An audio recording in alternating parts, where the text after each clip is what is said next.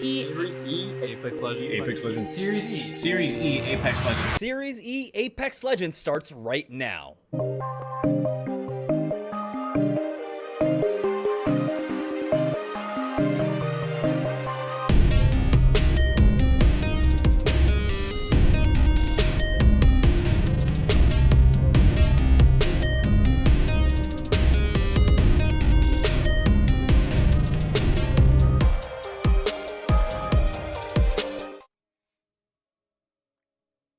All right, welcome everybody to week number 4 of Series E, or otherwise known as Razer Week. And you know, last week for Nestle Pure Life Week, well, Nestle Pure Life ended up winning in the pro division of our stream last week on Wednesday. Will it be Razer's chance to come up on top this week? It's going to be me along with T Squared bringing you all of the action, and it should be an exciting week, Tom.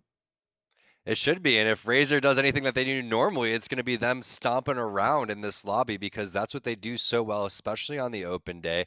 They are our #1 team in terms of points overall, in terms of the qualifications, and they've been at the top of the points consistently. So I expect big things out of Team Razer during Razer Week.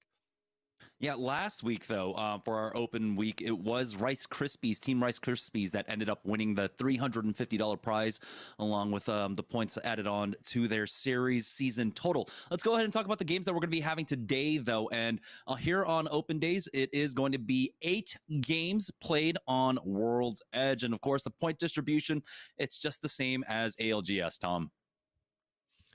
Yeah, so you're going to get first place, 12 points, and then you get 1 kill for every single point that you're going to be, 1 point for every kill that you're going to be getting as well. So it's always interesting to see how teams play World's Edge. We saw 2 Brains, 1 Controller bust out the crypto. They were very successful in that one. Are people going to be playing Watson?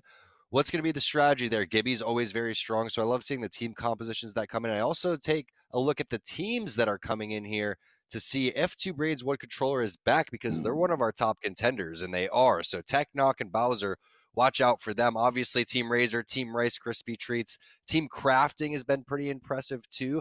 I'm looking at Applejacks, Pringles. A lot of these teams have really started to show what they're made of and kind of come into full form as the season's been going on, getting confidence as the season goes on as well. So it's really fun to watch.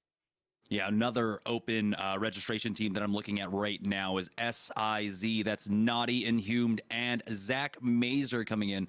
That is a squad that we'll have to keep an eye on as well. A lot of these players just absolutely cracked out, but we're just waiting for game number 1 to get underway. And, well, we do have, of course, ALGS happening this weekend, and so we're playing it all on World's Edge. We want to make sure that our competitors will be playing, of course, on the map that they're going to be competing in the big tournament this weekend, Tom.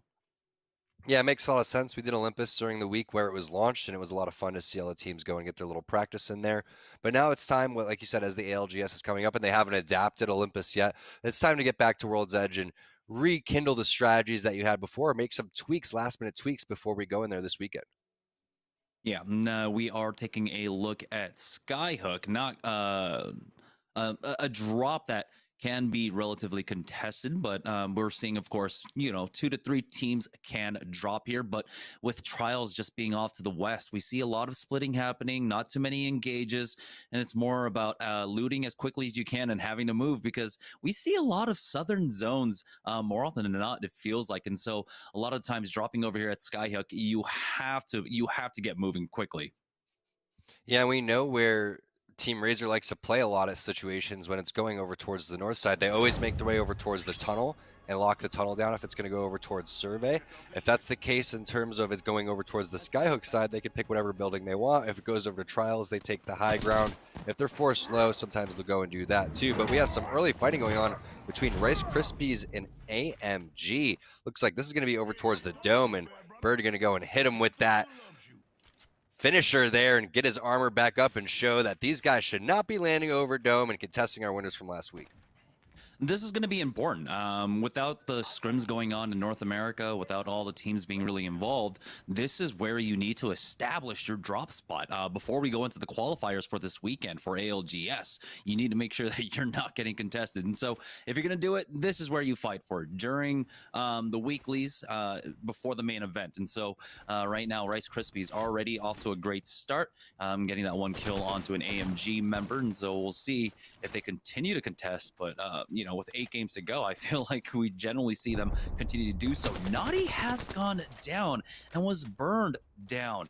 Don't know exactly what happened in this fight, but it's Team Rez currently over here at Lava Fissure. 2 of them stacked up on top of a car as Munsgod is trying to heal up, and then they'll try to push in with the scan that he's going to have available on this Bloodhound. Exactly, just waiting for the scan. It popped back up exactly as he was hitting the syringes.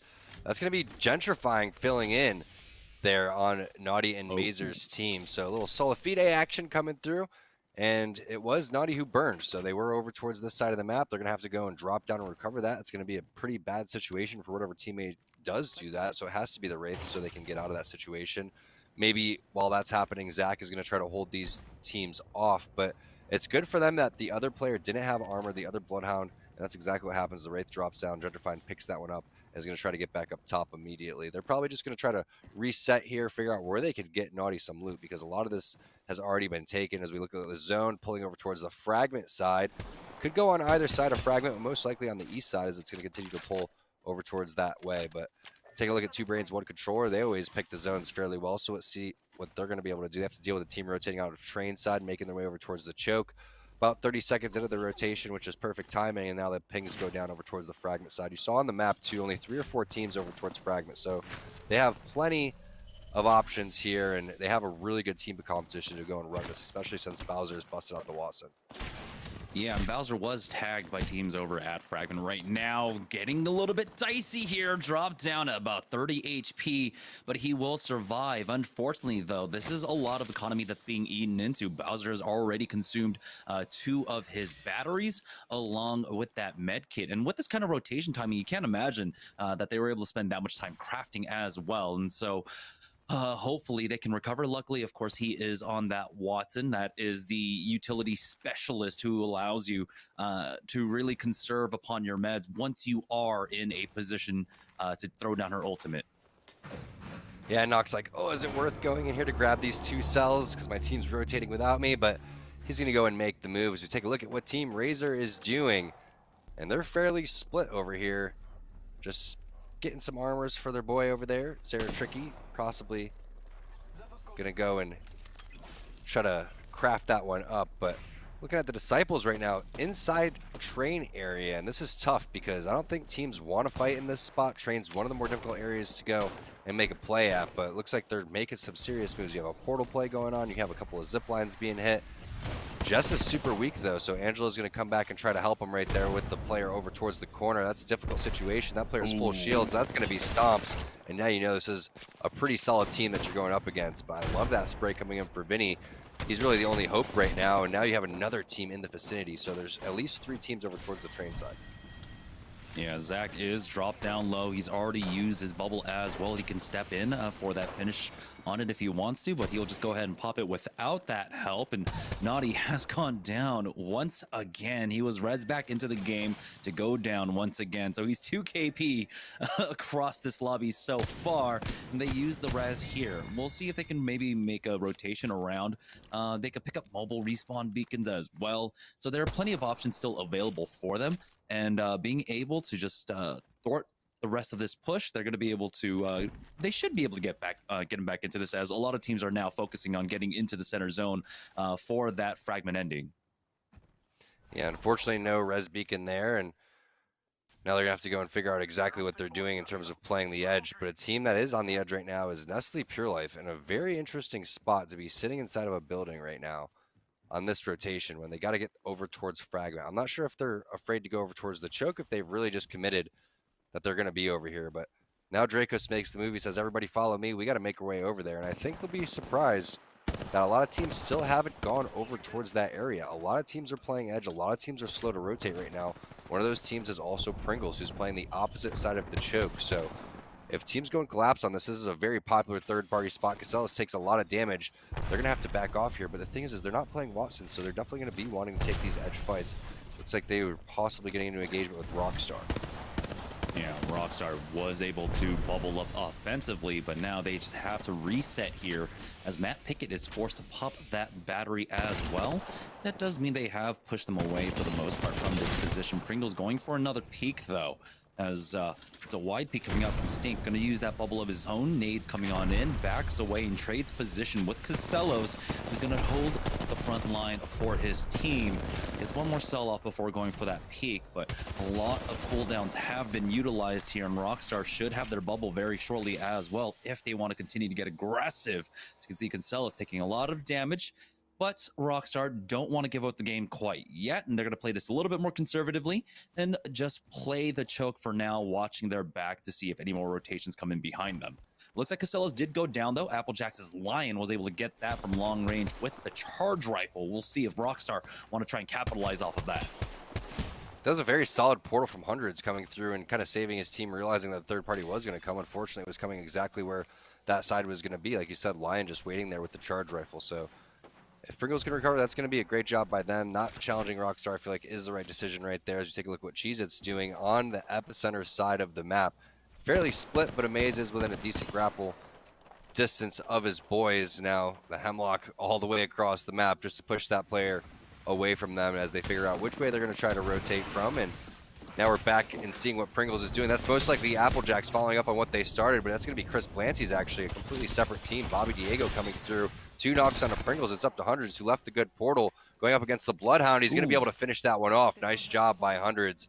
Question is do they have enough time to reset here? Did Team Rockstar come back down to try to figure out what's going on? And that's exactly what they're doing.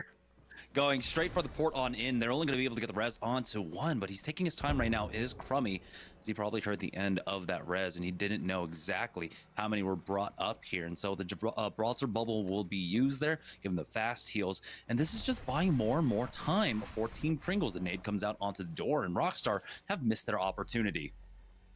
Yeah, not only that, nobody went there with him. It wasn't Rakinishu. Pickett didn't stay by himself. So it was more Crummy trying to figure out if there was one player down or 2 player down. And he decides that because it was just only 1 player down and the bubble's there, he saw the armor swaps coming through. He decided he's going to back off. But now they fall back right into another fight right there. Crummy's going to get the knock on to Exile. That's initial damage coming through. And a big advantage. There's the counter bubble too from Rakinishu as he hits his battery, and this is a great job by Team Rockstar coming back through and resetting. However, there's another defensive bombardment coming through, just ripping the team. So I think that was a death one that was thrown down throughout all of that. Meanwhile, Rice Krispies is going to push through and clear out this building.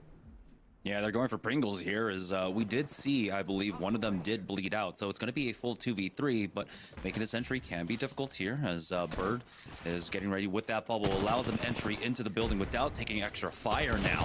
Good spray, hits for the purple now, as they're continuing to slowly choke out Pringles. Pringles are going to be forced to bubble themselves, as Stink hits a nice 84, but he will ultimately fall down, and it's all in the hands of Hundreds, who will die, and it's going to be Rice Krispies who ultimately get these kill points for themselves, put themselves into top 15 as well. Still playing over here by No Name.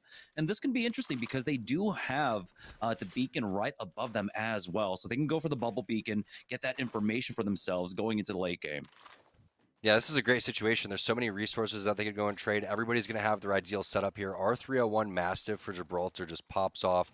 Bird's going to know exactly what he needs to do with that one. But you're right, Jamerson. They can sit here and just milk this beacon and find out exactly which building they want to go and take. And if they want to split a building, that's going to be okay too. But they can't be opposed to playing on the edge if they wanted to. They have the most options right now, and picking up KP and resources on the way is going to be great. And now we're looking at another team that's rotating through Epicenter, kind of doing what Cheez-Its did. And that means that they're really slow on the rotation because they're going to have to deal with these guys as they make their way uphill. And the only reason they're running down here is because they're being forced down. And look, that's the team that's chasing them. It's Team Razer. Yeah, Team Razer, they were able to get trials. They got the gold armor off of that. They've also got the 2 purples on Zara, Tricky, and Mercy only. Their team fighting is absolutely strong right now. Mercy only rocking that Volt with a 2x along with the Eva 8. And so he can dish out a lot of damage real quick. Scan out onto the high ground. They spot out the Watson, and now they're going to push forward with that Beast of the Hunt. They'll have additional scans in a couple more seconds, forcing out that Gibraltar bubble. And you can see Zara, Tricky, and Mr. Hackula are going to push right up off of it as well, as it looks like there might be already a knock on the other side. As the thirst does come out, that's going to be Team Intel losing Hill. Now here is the rest of the team. Mr. Hackula with that massive doing so much damage, and Team Intel just crumble in front of Team Razer.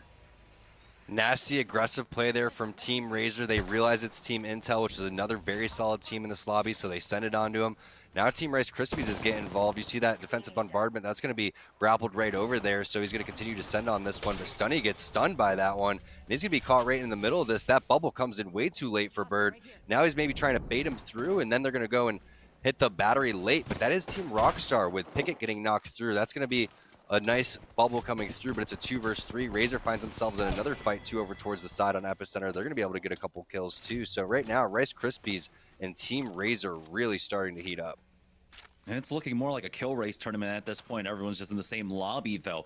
RK taking 2 team fights in a row, along with Team Razer at this point. Zone's still closing in, and both squads have the opportunity to go for the beacons, but right now, the priority is on getting these early kill points. We're already down to 12 squads left, and Zara, Tricky, Mercy, and Hakulo have at least 7 kills. We'd like to swap off to the third person there, but we saw one of the players on Team Razer, currently kill leader, with 6 frags.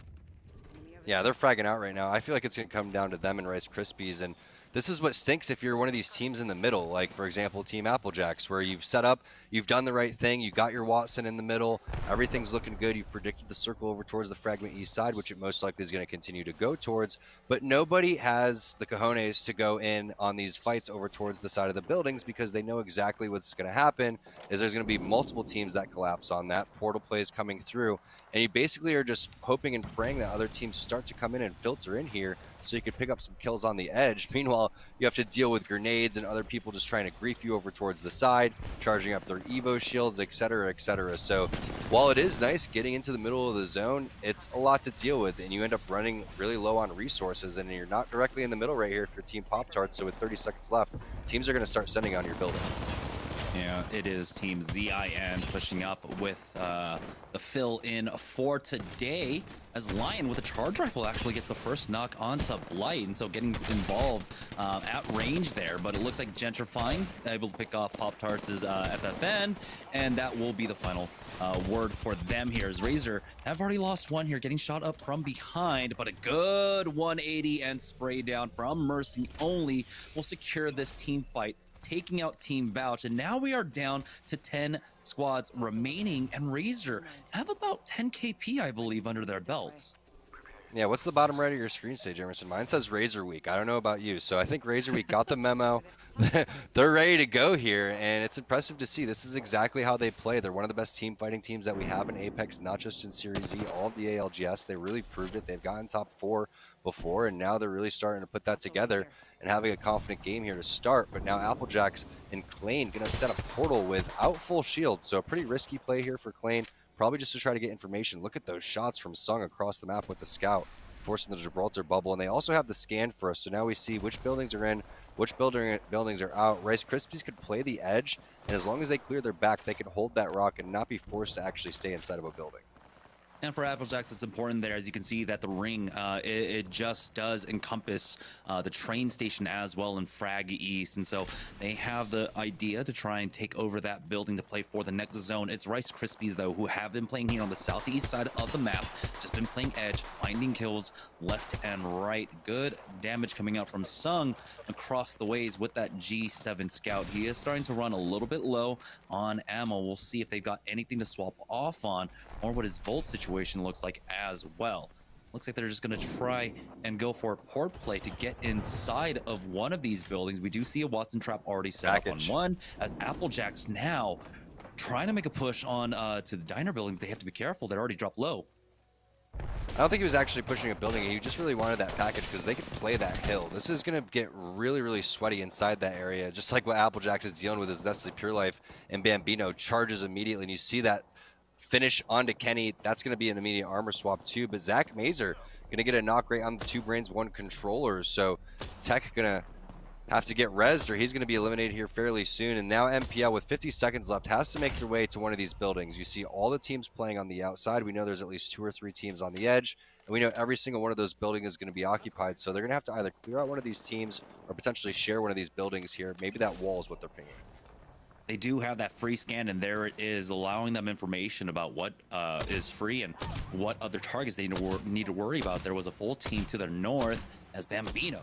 It's that knock, and then should be able to get the thirst eventually. Well, that's a purple knockdown shield onto Clean. Protectful will go ahead and give him the assist on that one to finish him off. So Team Applejack's now down 1 here, as we are down to the top 9 squads, 25 players remaining. So one other team might be down to a duo currently here. Nestle Pure Life now making the rotation fairly free because of the fences that they can work with, the walls right here. And they can play underneath the train tracks, but it's going to be a little bit dangerous. He might have a small pocket just over here to work with.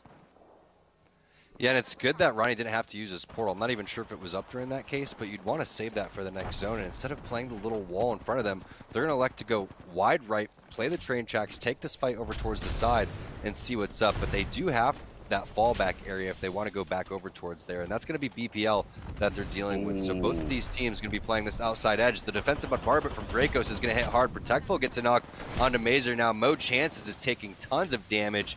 Impulse is going to help on that one too. So now Naughty, Zach, and Tech on the ropes for their team, and then BPL stuck over here in this corner. So that's a great rotation coming in from NPL. Smart play. I thought they were going to play the fence. They end up going over to the right, having a nice offensive bombardment coming through. And now you can see what Dracos and Bambino's plans are. They're just going to hold this rock for quite some time and see what's in front of them. They know that's just a duo squad in front of them over towards the right-hand side. Eventually they'll clear them out and just hug their wall, hug their back towards the wall and be back towards where this zone's going to be. Yeah, they'll have a scan in just another second. There we go. And they spot out the duo in front of them. They'll climb on up. But instead, they can take their time. This ring does pull away to them to the northeast as they do get scanned one more time here. And now, NPL are looking to make the move. Dracos drops down first, and he'll get taken out. But there it is, the quick cleanup and the quick res coming out from Bambino to get him back up. And just in time, as 40 seconds before the ring starts closing, the bubble will allow Dracos to reset immediately. Yeah, Nestle Pure Life's doing the right thing here. They just need to take their time. Again, action's going to unfold in front of them, so as long as they just continue to clear out this area, they're going to be okay. So I'd like to see them just possibly make a portal play here for Ronnie at the last second, probably about 10 to 15 seconds left is when you can go and make your play. And then that's also going to give you enough time to decide if you can come back, but they haven't done it yet. So now if they do make a portal, everybody has to go through no matter what, and the bubble has to come through. They're going to pop the Beast of the Hunt here, and here is the portal now out. That's going to be, of course, 6 seconds of vision, or 4 seconds of vision every 6 seconds. Now they'll be able to pop that one in. MPL, go ahead and port right into this building here. As there are Watson traps set up on top. It's Team Rice Krispies on top of this building, and they've got a lot of vision, on top of the train tracks to work with. And so right now, early bubble, as they were afraid of the defensive bombardment coming down, but is not on top of them. Good shots with that Volt at a distance. Bird gets the knock onto Protectful, and it's just Team Rice Krispies with the completely unchallenged side of the zone because, well, they got rid of all the challengers there. So they're doing a good job of controlling it now. They could walk in for the next zone as well, Tom. This is a great job by Rice Krispies, and Bird's spray and control right now with this Volt across the map is just absolutely ridiculous. They could be the last team to go and drop down here. Unfortunately for them, a little bit of this edge doesn't have any head glitches or anything like that, so they're going to have to figure out exactly how they want to go approach this one. But expect a good bubble from Bird. Is Razer's still involved in this one too? They're going to finish 2 brains, 1 controller off. So Rice Krispie and Razer, as predicted, are going to be going toe-to-toe here with tons of kills. Razer have to have like 15, 16 kill points at this point. They've been taking team fight after team fight. This is not the same Razer that we saw playing, of course, just for center zone time and again. They are being very aggressive here in the early and in the mid game, and they're picking up KPs, being awarded that. It's Team Cheez-Its, though, that are just behind them now, as again, all the teams will be rushing in. NPL will lose Bambino throughout all of that. Razer picking up another kill point there, as Mercy only's at 5, and he's not even the kill leader in this lobby. Cheez-Its, though, do answer back, taking out Hakulo, and that's just gonna slow down Team Razer a lot. They've got 10 seconds before the zone starts closing in. Mercy only wants to try and get this finish here. Now Team Rice Krispies are looking to get involved in this as well. Bird gets the knock onto Mercy only, and Zara Tricky will fall. So ultimately, it's going to be Rice Krispies here in the top 2 against, what is it, Team Cheez-It, the final member remaining, and Team Rice Krispies will take the win in game number 1. What a great game from Team Rice Krispies, coming through and third partying Razer over towards the bottom side. Late rotations coming in basically from everybody. I was surprised to see that the portal was so free for Nestle Pure Life when they went and split the bottom there. But Rice Krispie played from the outside in, pushed their way in towards there, had a perfect go in towards the bottom of the building there, and that third party was so clean. They weren't afraid the entire time. Cheez-Its got involved. All of our partner teams towards the final circle were really, really duking it out. I'm surprised that it didn't last longer. A lot of times with those fragment circles, we see it go past that zone right there. But you saw, I believe it was Sung just standing out in the middle saying, hey, who's out here? Who wants to fight? And it was just one guy camping outside the edge of the zone. Yeah, I think the reason why the game ended so quickly is because both Team Razer and Rice Krispies were doing a good job.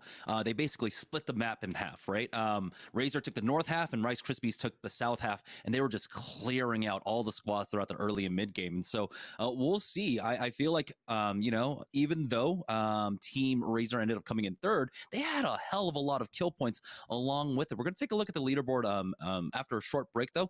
Don't go anywhere, guys. We'll have the continuation of Series E right after this. Hi guys, my name is Mercy Only, and I play for Team Razer, and this is what I game on. This is the Viper Ultimate. It is very lightweight, it is very nice looking, and has very, very nice side grips for holding the mouse. And it is wireless to top it off, so I can game on any surface that I choose. So I use the Huntsman Mini for my keyboard. This is it. It is a 60% keyboard, which means that it takes up 40% less space off my mouse pad, which means I hit more flicks more confidently. And it is the keyboard that I have used ever since I've gotten it. I'm using the Black Shark V2 Pros, and I'm actually wearing them right now. I like the way they feel and look. They're really sleek by design, and the way that they sound is better than any other set that I've worn. And if you're gaming, you should definitely be using it.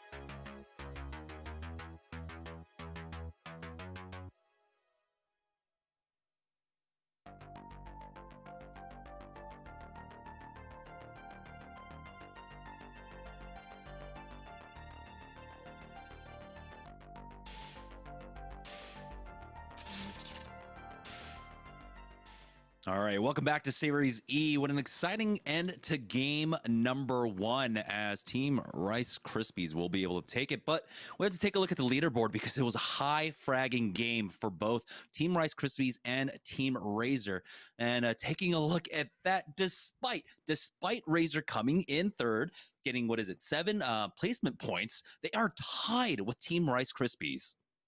Yeah, if your team starts with R, you're absolutely owning right now. Team Razer and Rice Krispie Treats doing some very big things. NPL with a solid performance too. You can't forget about them. You saw a very nice portal play coming in for E-Boy Ronnie. Crafting and SIZ. Not surprising to see them there, but look at how many points were taken from the top 3 teams.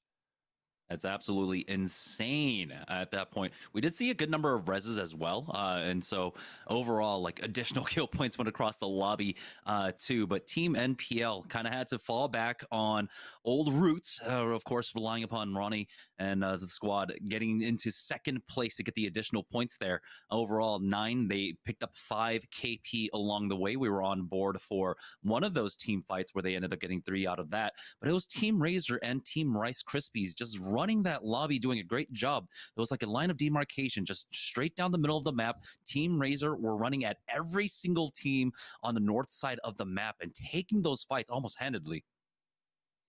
Yeah, exactly. But you can't forget about Ronnie's points, like you were saying, that he was able to accumulate towards the end because we thought it was Team Cheez-It that was redding out, but it was actually NPL and Ronnie throughout that entire time, which means his team died a lot earlier throughout all that. So him hiding in that cubby, second floor, or whatever it was towards the edge of the zone, got them a lot more points there because that could have been Team Cheez-It's points. You could have been seeing them over there with 10, 15 points maybe, but instead it was Ronnie with a heads-up play, and all of those points really add up. That's one of the main reasons they even got into Series Z in the first place. Last week, I think it was Team Liquid was doing a very similar thing in the Pro Day where they found themselves on the edge of the zone, healing, et cetera, and they got 3 second places out of that. So that's one of the specialties that Ronnie's able to do. Let's see if those points end up meaning something for NPL today.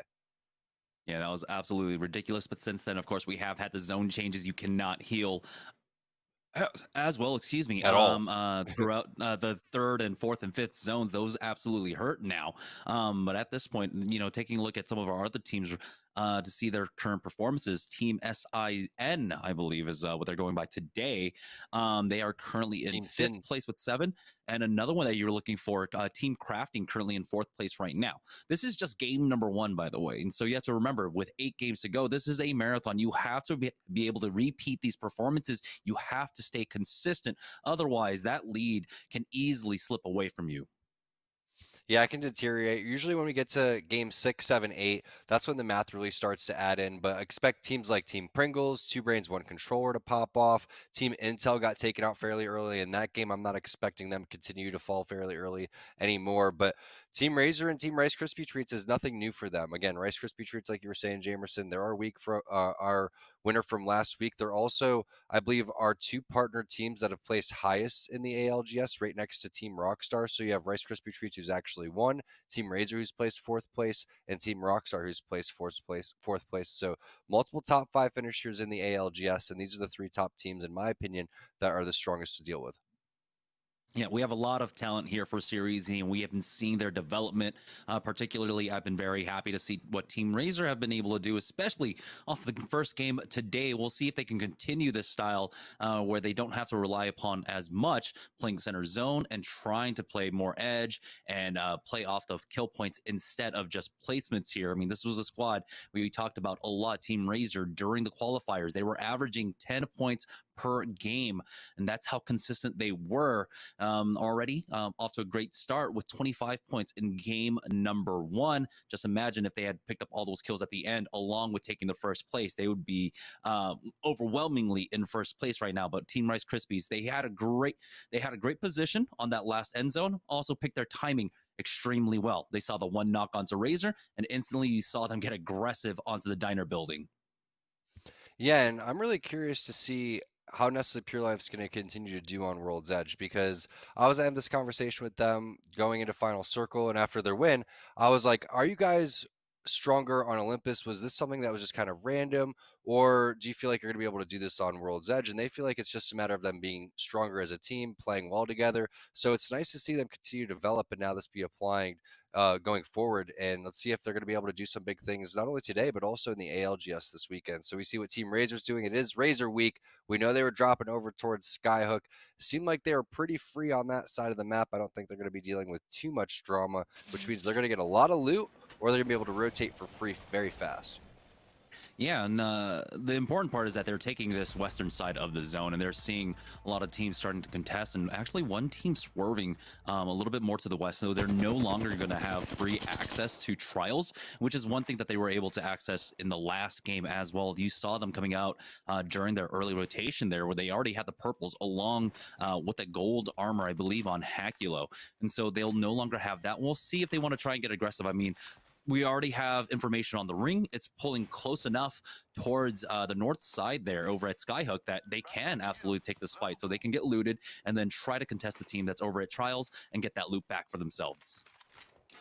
Yeah, and they're already thuming in terms of what they have. Purple, blue, blue. This is great. Oh. Purple mags flying left and right. So this is a great start for Team Razer. They're going to be stacked again, like always. And that's just one of the great things about Skyhook is they're taking some annoying shots over across the map. But they're just going to continue to hit a couple more buildings, and that's going to be more than enough for them. About 1:30 on the clock, typically when you start to see all these teams start to rotate.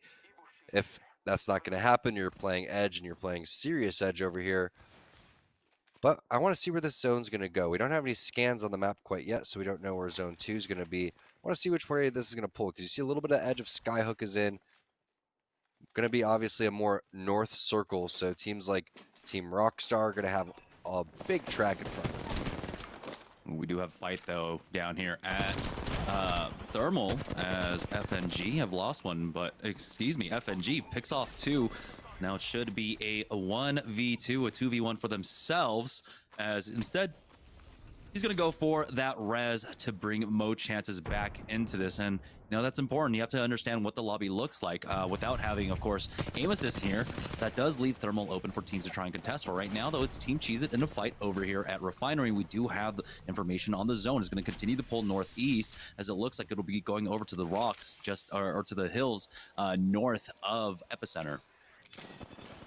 Yeah, so this is going to be either Epicenter or more north of a refinery circle, so it's not surprising to see teams like Team Cheez-It duking it out on the refinery side of the map, so they clear out all of this south side. But now you're going to see Cheez-Its get the knock, and that's going to be AMG, who found themselves in a fight early last game, but Nades gets taken down. Are they going to be able to get the armor swap onto him? You're going to have to try to make sure that they can get him before he gets taken down, and it was decoys with the finish. Armor swap probably didn't come through quite yet, but he dipped out of there. I think that's the last player alive. So now Cheez-It going to try to find out exactly where that is. They do have the res coming back through here, but it's kind of scary to do. You're going to have to probably set up a portal in about 15 seconds for when it does happen, because you're worried about a third party coming through.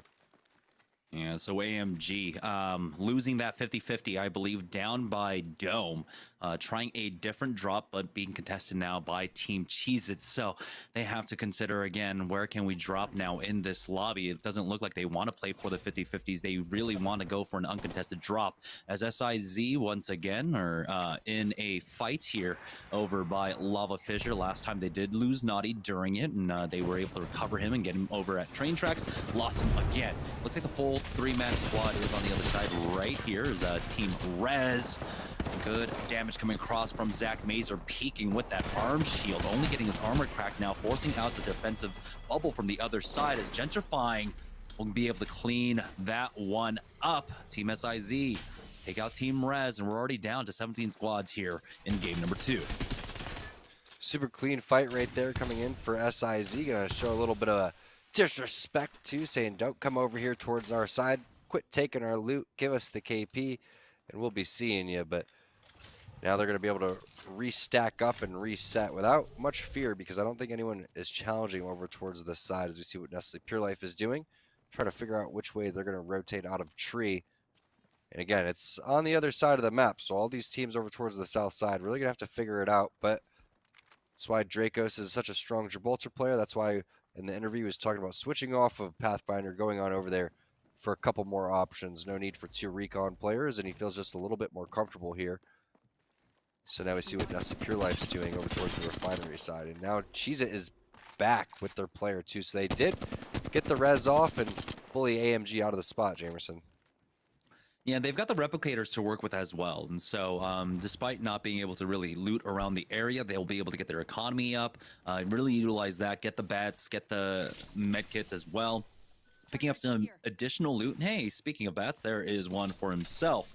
Playing this position can be a little bit difficult, as we know how many teams right now are playing the edge. And so the big funnel is going to be coming down on the south and western parts of the map here. Teams are making their way on in. One of the few, of course, teams that are running that Watson right now is still Team Intel. And they haven't decided exactly where they want to hold up. Looks like possibly taking this high ground position here that overlooks Fragment East can be a position that they can play off of, try to play for the KP. but they are not committing to anything quite yet. Isn't this pretty close to where they died last game? So this has to be a popular rotation for them that they take because a lot of teams have the same routes that they run because they feel very comfortable in those situations. They also feel like there's a big advantage when you go and you take these certain spots. So it's always finding what is going to give you an advantage over other teams, like having your back cleared, et cetera, et cetera. But we're looking at a potential fight here over towards the Harvester side. Bubble going to come down. Scan going to be there too. Massive shot hits hard. That's going to be hundreds dropping. Ronnie just putting on a clinic right now with this Digi Threat massive purple bolt. Last pair alive over towards the bottom. Doesn't stand a chance. That's going to be Stink.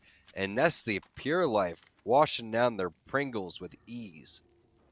Ronnie just destroyed them there with that massive. It didn't hit for less than 90 for quite some time there until he ended up hitting the 44s, as we are now joining on board with Team Razer on the opposite side of the map, playing that train tunnel that we know they love so much. But you know, they're playing it differently. They are now looking for the fight. They are looking to push a team. So you're seeing those scans coming out basically off of cooldown, as they do have some pings coming out, but it looks like the team might have just run away and made their way into a survey currently. Team Razer, though, they're going to stay proactive off this, as Hakulo has taken a lot of damage, and so they're going to back away and regroup with him and keep him safe. I feel like Team Razer just needs to buy some, spray cans and tag the Razer logo on the side of one of these train carts inside of this area, because they literally are here every single time the zone starts to pull. But now they're in a little bit of a skirmish and have to pop some cells or a battery if you're Hakulo. He looks to switch on over to the battery and keep this one going. You know, if he's going to take that one, he expects to go all in this fight. There's a nice little spray there for Mercy Only. Hits that 61, which means they're going to send it, and he does, right onto Noogie, one of our open teams from last week. Welcome back. This is Team Razer. Spot, you definitely don't want to come in the vicinity, as they're going to continue to send this one. Mercy, Beast of the Hunt popped. Should be an easy cleanup on this player, but he did have gold on him.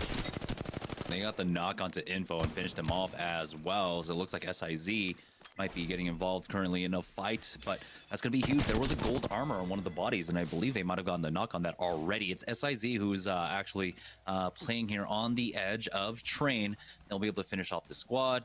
Excuse me, get the thirst onto that one. And so SIZ, they're happy with this. This is just the second ring, and so it doesn't tick for that much. They can definitely just hang out here for quite some time. They'll have the bubble as well if they need to go for the fast heals, and so they are absolutely safe for now. We're already down to 14 squads here in the second zone, as Zach is continuing to just chill to keep an eye out on the south side to see if there's any late rotations coming in. Yeah, we had a couple 50-50s. We had a couple fights taking place fairly early, and now we have a team setting up over towards the survey side. So this is an interesting call from Cheez-It. I don't think it's going to continue to pull over here, but they may have information that I don't. Maybe this is something they've seen before, and if that's the case, this is one of the better buildings to lock down if it's survey side. But we know they were over at Refinery. This is what they're electing to do, not going over towards the Harvester area. And the way that Razer sets up in this train tunnel does kind of give me a hint that it may pull over towards the survey. And Razer's thought process is the teams that come in exactly where he's looting that body are going to be the teams that they're going to be focusing. No one is expecting a rotation over through the back end side. This is where they land over towards the Skyhook side. The zone's already over there. So the goal is to poke all these teams down. The team that goes to the beacon building to the right, teams over towards the trailer, and make sure no one rotates over there, because there's a really nice funnel that you can get where you could trap everybody inside the buildings in front of you and just play the outside. You get a ton of KP, and you're also able to control all of the roofs once everybody's trapped inside. And Team Rice Krispies doing what they did in game number 1, patrolling on the southeast side of the map, now moving over to the east, making the rotation in. But really, no teams actually came through their way, as first we have to remember that, yeah, we're down to 14 squads, so there aren't as many players for them to try and pick up, and the rotation seemed to avoid them for the large part, as now they're making a quick way to try and get on to the hillside of Epicenter, which can be an extremely strong position to be playing off of. A lot of times, of course, if the ring does pull away, continues to go to the northeast, which it might here, which is it's looking like with the indication of the ring hugging so closely to that one right there. Playing this side, when teams have to drop down and get out of epicenter, you'll have a great angle to just pick up kills as they fight each other in the scramble to get out of epicenter. Yeah, the only problem is this is a large enough hill where another team can split over towards this west side. And that's what you really have to deal with, because if you start focusing each other and you don't just coexist on each side of the hill, other teams start ratting up from the refinery side, another team's going to rat over towards the no-name side, another team will come from the bottom of epicenter, and they're just going to flood in all from behind you. And likewise on the other side where they're pinging, teams will start flooding in from the survey side, Team Razer will start poking their head out as well.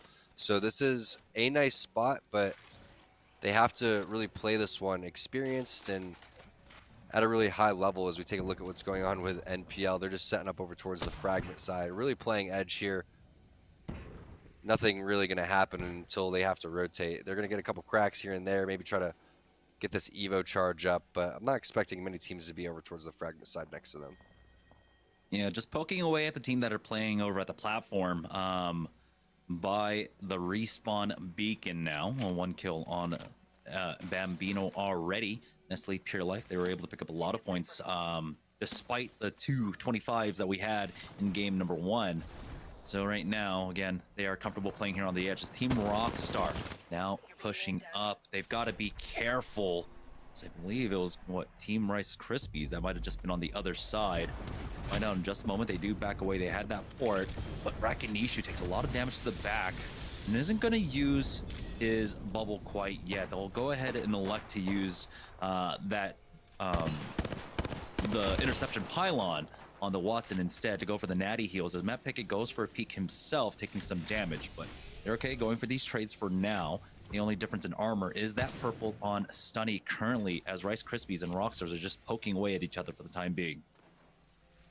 Crummy has the perfect combination for this situation too, so we'll see what he's going to be able to do. It's up to him to lay the initial wingman shots down. You may have Pickett there with a long-range weapon, Rakinishu as well, so they're going to try to solo someone out and really send it and get aggressive with some sort of play here. But there it is, a nice 68 damage there, backing that player off. Meanwhile, it's going to be Bambino getting double knocks there. Ronnie's going to finish that one off. 2 kills with the Mastiff, and the defensive bombardment coming through makes Nestle Pure Life Bambino the kill leader with only 3 kills. So not that many kills so far in this lobby individually, but not many players left for only Zone 3.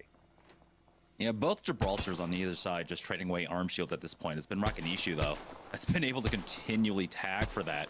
So that's going to back him off for another 5-6 seconds. I wonder if Nestle Pure Life ended up ultimately pushing that team that they had in their sights that were on the train tracks on that platform to their north. Find out in just a moment. No, it looks like now as they're making their way into epicenter. They're here on the south side of the map here. You got to be careful, but they're hearing a lot of fire coming across from just to the northeast. They're going to clear out this building first, and then they have options to work with. We'll see exactly what their plan is in just a moment. Yeah, and I don't know what zone this is going to be exactly. I can't remember too many epicenter zones. I feel like it has to continue to pull over towards this high ground on the right-hand side. But we'll see. We'll see exactly where this one's going to be. This is going to be a fun one to lock down, because the defensive bombardments become a little bit more useless over towards this epicenter side. So the pylons, the bubbles don't become that necessary, and you're going to see a lot of bubble fighting going on from multiple different levels. But now one fight's taking place over here towards the survey side. It's Team Razer poking their heads out, getting outside of the tunnel now and making the rotation. There's like 3 or 4 teams in the area, and Cheese is definitely finding themselves in a fight as well as Razer. They've lost Mercy only for the time being, and Cheez-Its, yeah, we're right above them in that building, and so a huge pileup over here by Survey right now, but no one really getting absolutely punished quite yet. Zeratricky might be holding on until he can have that bubble to go for the res onto Mercy only. Hakulo is just holding the front line for his squad. Protectful getting the knock onto Naughty. Impulse will go down as well. Good shots coming out from Hakulo there to get involved from the long range. There it is, the bubble res onto Mercy only. They get dropped on, but the 120 along with the knock. as that's going to be huge for them. They do lose Zeratricky throughout all of that. Mercy only is still up, but Hakulo is doing such a good job right now. He ultimately falls, though, and it looks like SIZ might be coming in to try and finish them off. Mercy only backs up behind his squad mates for now. With the knock shields, will utilize that as cover currently. It's Team Rockstar, though, looking to make an aggressive move on to Team Rice Krispies. They're on the other side of this hill currently now. Makinishu has gotten that purple for himself, and it looks like they're able to solo out one. Stunny gets the knock onto Matt Pickett. Finally answers on back, but it's going to be a 2v1 currently until Rice Krispies comes in and finishes that off. Bird will get res right back in, and now we have a look at the ring. It will be pulling away to the north side of Epicenter. Still, the tower is involved in this zone. Well, we were wondering if they were going to coexist, and they didn't coexist. Team Rice Krispie Treats sending it, actually Rockstar sending it into Rice Krispies, and that was just a super clean team fight right there. But one thing's for sure is that's unfortunate for Team Razer and also Team Cheez-It, as they were finding themselves in a very sticky situation where they're living on top of one another. But Rice Krispies isn't done. They're still fighting over towards the outside. This is going to be another team that they're going to drop back-to-back clean team fights like we were talking about, Jamerson. This happens where the two teams fight over towards the side. Now all the teams that want to get into the power position start to come out of their little holes, and Rice Krispies doing whatever they can to hold these teams back. Looks like it's two brains, one controller on the other side as the EMP connected onto two members of Rice Krispies here, and they are continuing their control over this area. GS Bird pushes up forward as they do have the Watson Jenny on the other side. It's Bowser to go down first here. Here's the bubble. I'll get the thirst onto them and actually finish them off with the help of Intel's Tempest. Now it's Team Pop-Tarts trying their hand at pushing RK, but it's Hill that actually saves them for now, buys them time to go for the reset. That gold backpack will help Farmer Lucas here, as he's going to only need to pop the 2 cells and then go ahead and heal up his health. But now they're getting pinched. SIZ are coming in from the western edge. Here comes the defensive bombardment. You have to imagine that's going to be Team Rice Krispies throwing that one down on top of them as well. But take a look at the ring pull. It's going to go down into the hill here. Pulls away from the tower as well. Rice Krispies survive once again. SIZ, how aggressive do they get off on the back of this? As Sung will go down to Hill with that triple take. He's been playing on top of that tower in Epicenter. Another gold backpack res. Sung gets right back into the fight. So big when you have the gold backpack in that situation. And now I remember where this zone pulls, and that's why these teams want to play this high ground so badly. It's because this is the god spot. You just look down from all these teams running up the hill, and that's why Team Rockstar and Team Rice Krispie Treats duked it out, and that's why all the teams started to filter out of their positions. But it's been just great plays from Bird and the rest of the team. The reses coming through at the exact time, everybody getting aggressive, and again, winning that fight against Team Rockstar was so huge, not only for the 3 KP, but it resulted in maybe about 10 KP overall and potential 12 overall for placement points too. So now NPL finding themselves in another end game. Not many kills on the board. You see Dracos doesn't have any. They've kind of been in a tough spot here, and one of those teams that have to work their way up towards the hill. So it's going to be a defensive bubble play. 5 teams, all full squads, Jamerson. Yeah, what I'm interested to see is how Team Intel navigate this right now. They drop on to Applejack's. Already gotten 2 knocks here as the fight is breaking out as well on the northern side. To imagine that's SIZ versus Team RK, as we do have the defensive bombardment coming out from Dracos here to try to get involved in that fight up on the north. RK, though, they do have their bubble. They are getting tagged by the defensive bombardment. But again, they have the heals. They have a lot to utilize to keep themselves safe for now. They've even got this angle here where they can just play behind cover. E-Boy and Ronnie picks up on with that arc star, but now Rice Krispies wants to get involved. They're going to start dropping down low and start giving up some of the high ground here, but they do have to be careful. Again, they're not full health quite yet. Sung, though, hitting great shots with that gold scouts as SIZ will finish off Team Intel with the help of NPL. We are now down to our final 3 squads. You have a defensive bubble being used here as Sung is looking to set up that zip line, but Zach Mazer drops down. NPL just get wiped up, and Snotty does fall. So that's going to be Team Rice Krispies knowing exactly exactly what they need to do here in the end game. That's going to be 2 games in a row where they come in as the final squad to finish them all off. Rice Krispies take 2 games here in a row in day number 1 of week 4 in Razer week. It's crazy watching Rice Krispies go back to back here, and not only do that, do it off of their performance last week. We know what they're capable of. You would think that this is the #1 team overall in terms of points. They're not. I think they're sitting in 4th on our overall leaderboard out of our 9 partnered teams, but this is what they're fully capable of doing. Not only capable of finding the way to third party, the final fight, but winning a big one mid-game against Team Rockstar to go and take that high ground, take that God spot, and they picked up a ton of kills along the way, Jamerson. What a great game by Rice Krispies.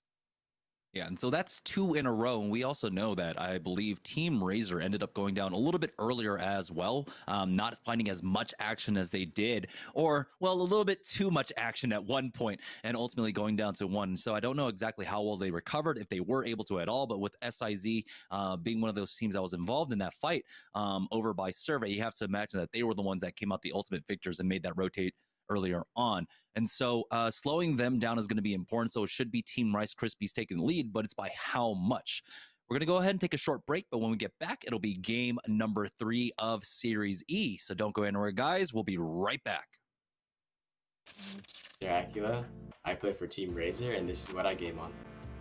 I play on the Viper Ultimate. It's what I have now, and I like it because it's wireless. It has the nice grips on the side, and it just feels nice. I don't have the wire going everywhere. I play on the Razer Huntsman Mini, and it's a 60%. I've never had a 60% before, so it's kind of nice having a smaller compact keyboard, and I recommend this for anybody who plays games. It's just really nice. So I play on the Black Shark V2, and it's really nice. It's really sleek. The ear cups are really comfortable from the cushions, and it just looks really nice.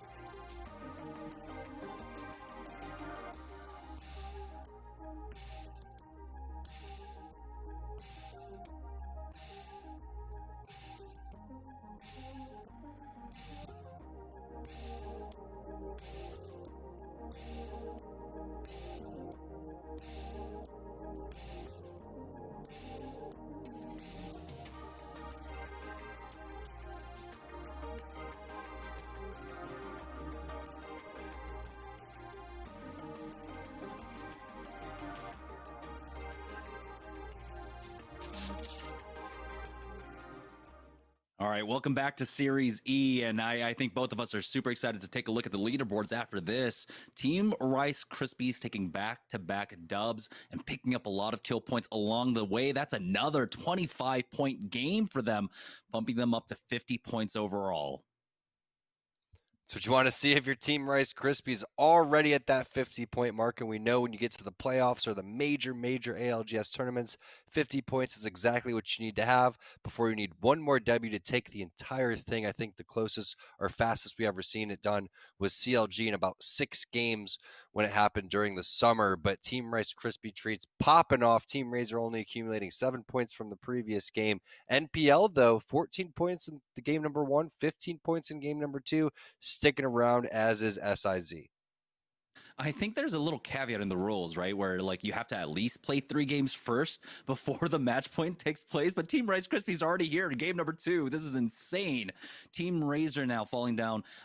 They are trailing by 18 points with Team NPL with, again, 2 really consistent games in a row, trailing behind by 3 points. But SIZ with a great game number 2 right there, catch right back on up. They are 1 point behind NPL. So our top 4 really heavily contested right now.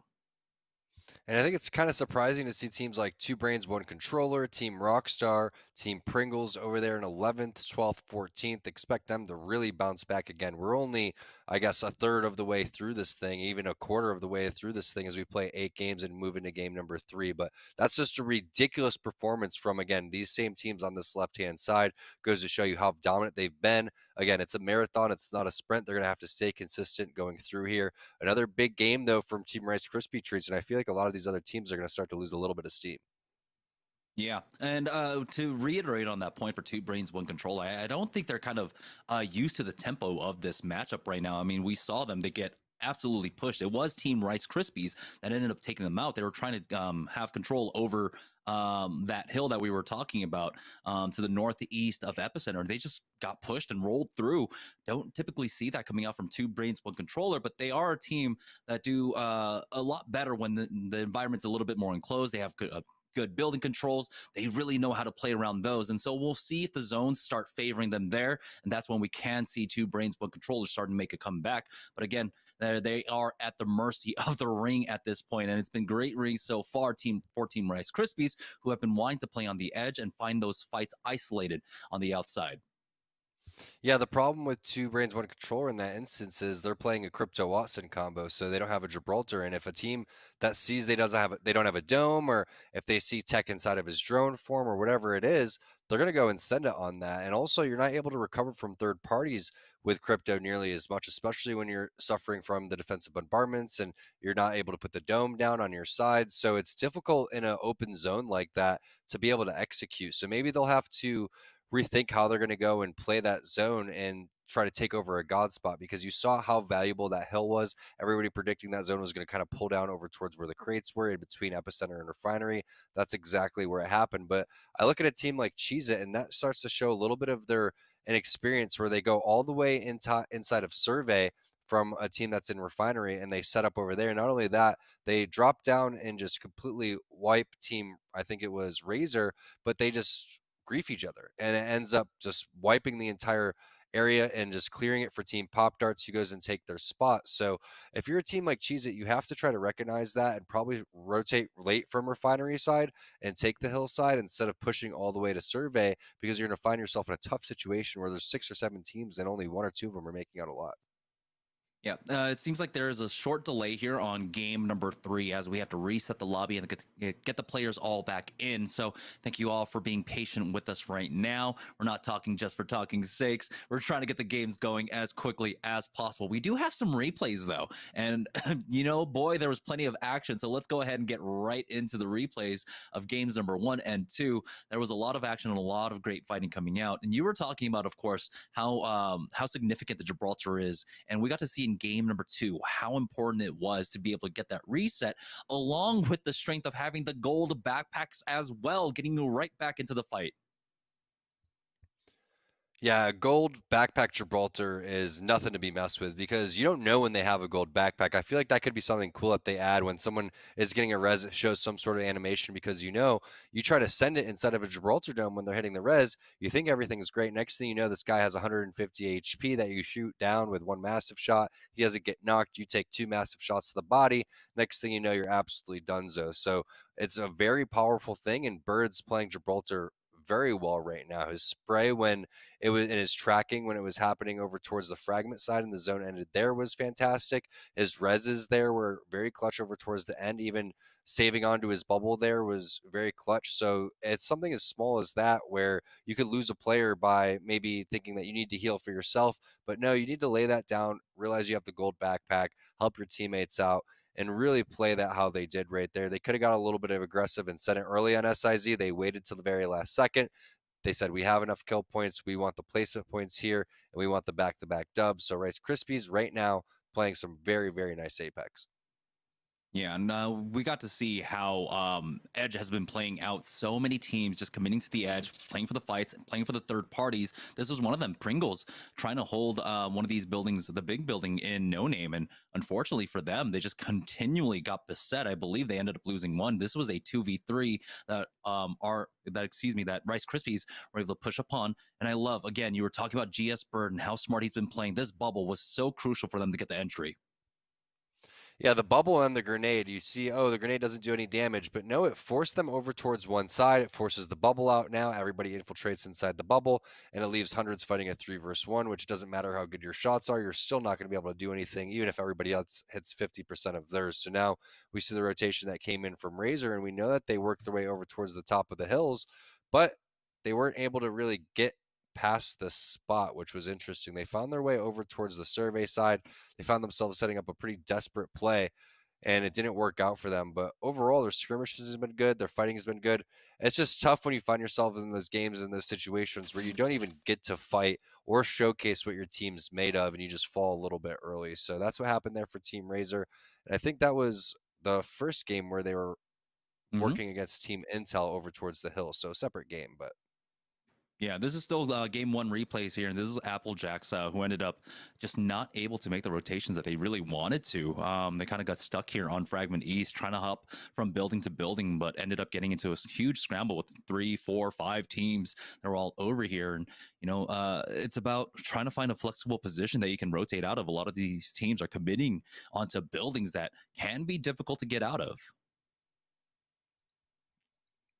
yeah, no doubt about it. Looks like we're getting the game ready here as the players load in to game number 3.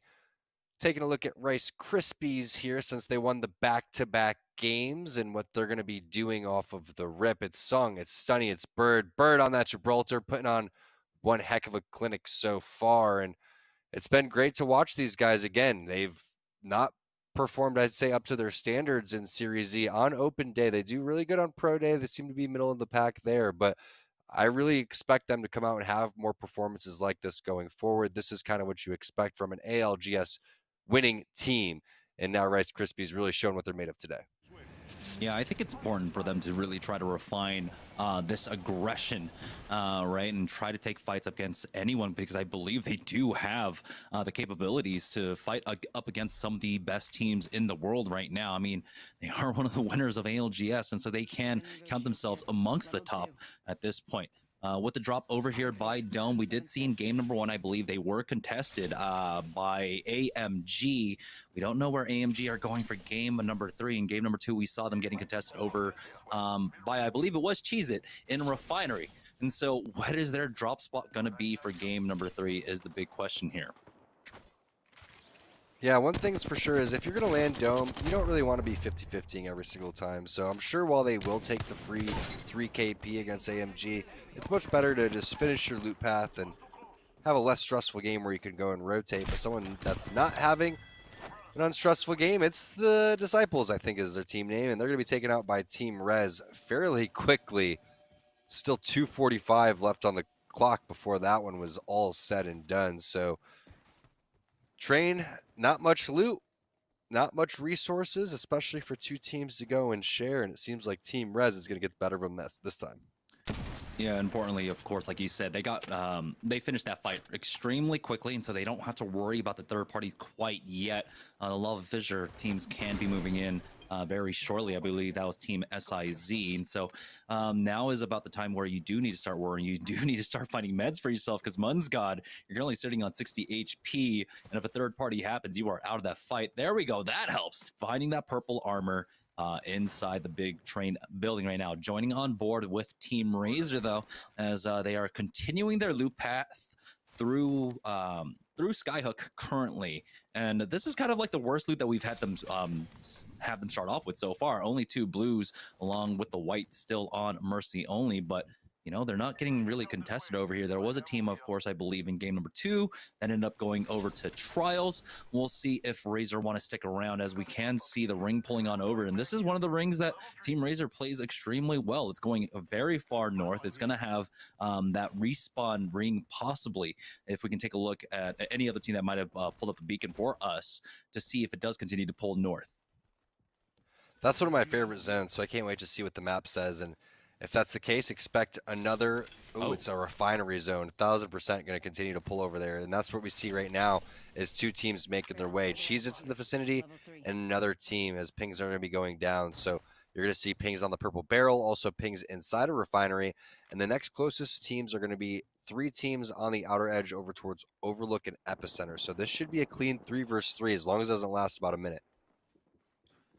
Yeah, and we know that a lot of teams are still playing the edge here. We saw about 4 teams converging over at Skyhook, so that might be actually a lot of action. Oh boy, right into the flat line, but what happened there? Missed one shot, and so he goes down. That's going to be decoys with the one burst, excuse me, with the one clip onto him. Nades finally does trade back, but oh my goodness, that should not have happened. They lose one more as Inos comes in, and it looks like Team Cheez-It will be challenged here over at Refinery. As he's getting pushed, he is able to get that bat off for now. We'll try and swap angles here as he backs off and try to kind of funnel him in here, but it looks like he has to give up on this. And the thirst comes out onto Nades. That'll be an armor swap for him to use as well on the other side for Inos. Going for the peak now, does have to be careful. Hits for that blue. Now it goes ahead and changes angles up as he goes over to the other side, but that's going to be 2 members of Cheez-It getting thirsted along with AMG losing decoys here. And so at this point, this fight is taking way too long. You have to imagine that the Frag East teams or the Survey teams might be making their way on over for the third party.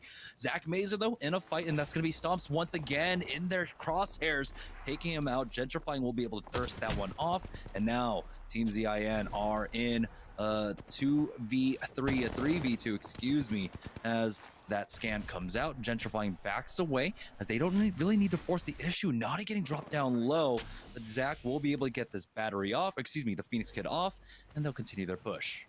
No, they're backing away. Yeah, he also has the bubble too, so they're not too worried. As what do you know, they made their way over towards the train area. It's Team Razer with, you're right, horrible loot. I don't think we've ever seen Mercy leave Skyhook with just a white armor. They've ran into Bowser though, and 2 brains, 1 controller as they start to make the rotation. Difficult spot to be in. Great nade there, forces Zeratricky out.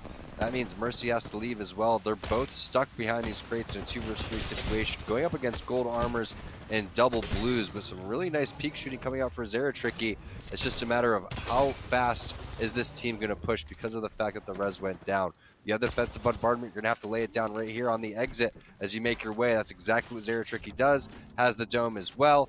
This team has to immediately send it down there into the dome if that's what the case is going to be. Instead, it's a great pylon coming in from Bowser. They elect to play the high ground and try to pick them off as they rotate over towards the building. And they do. Great job there by Bowser getting the knock onto Hacula. Yeah, 2 brains, 1 controller ready to go ahead and full send that one in. Good fence off just in case as well as if they need to retreat here. And so they're having difficulty finding this body to thirst him off, but they should be safe to do so for now. Clearing every single angle is Bowser.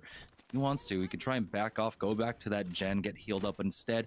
They're going to control these buildings here as meds are being passed around between the players here. As Noct has that gold armor, so he'll be able to quickly get back up to full and continue to try and hunt down Team Razer. Remember, they're currently sitting in 2nd place, so this is an important team to take out of the lobby early on.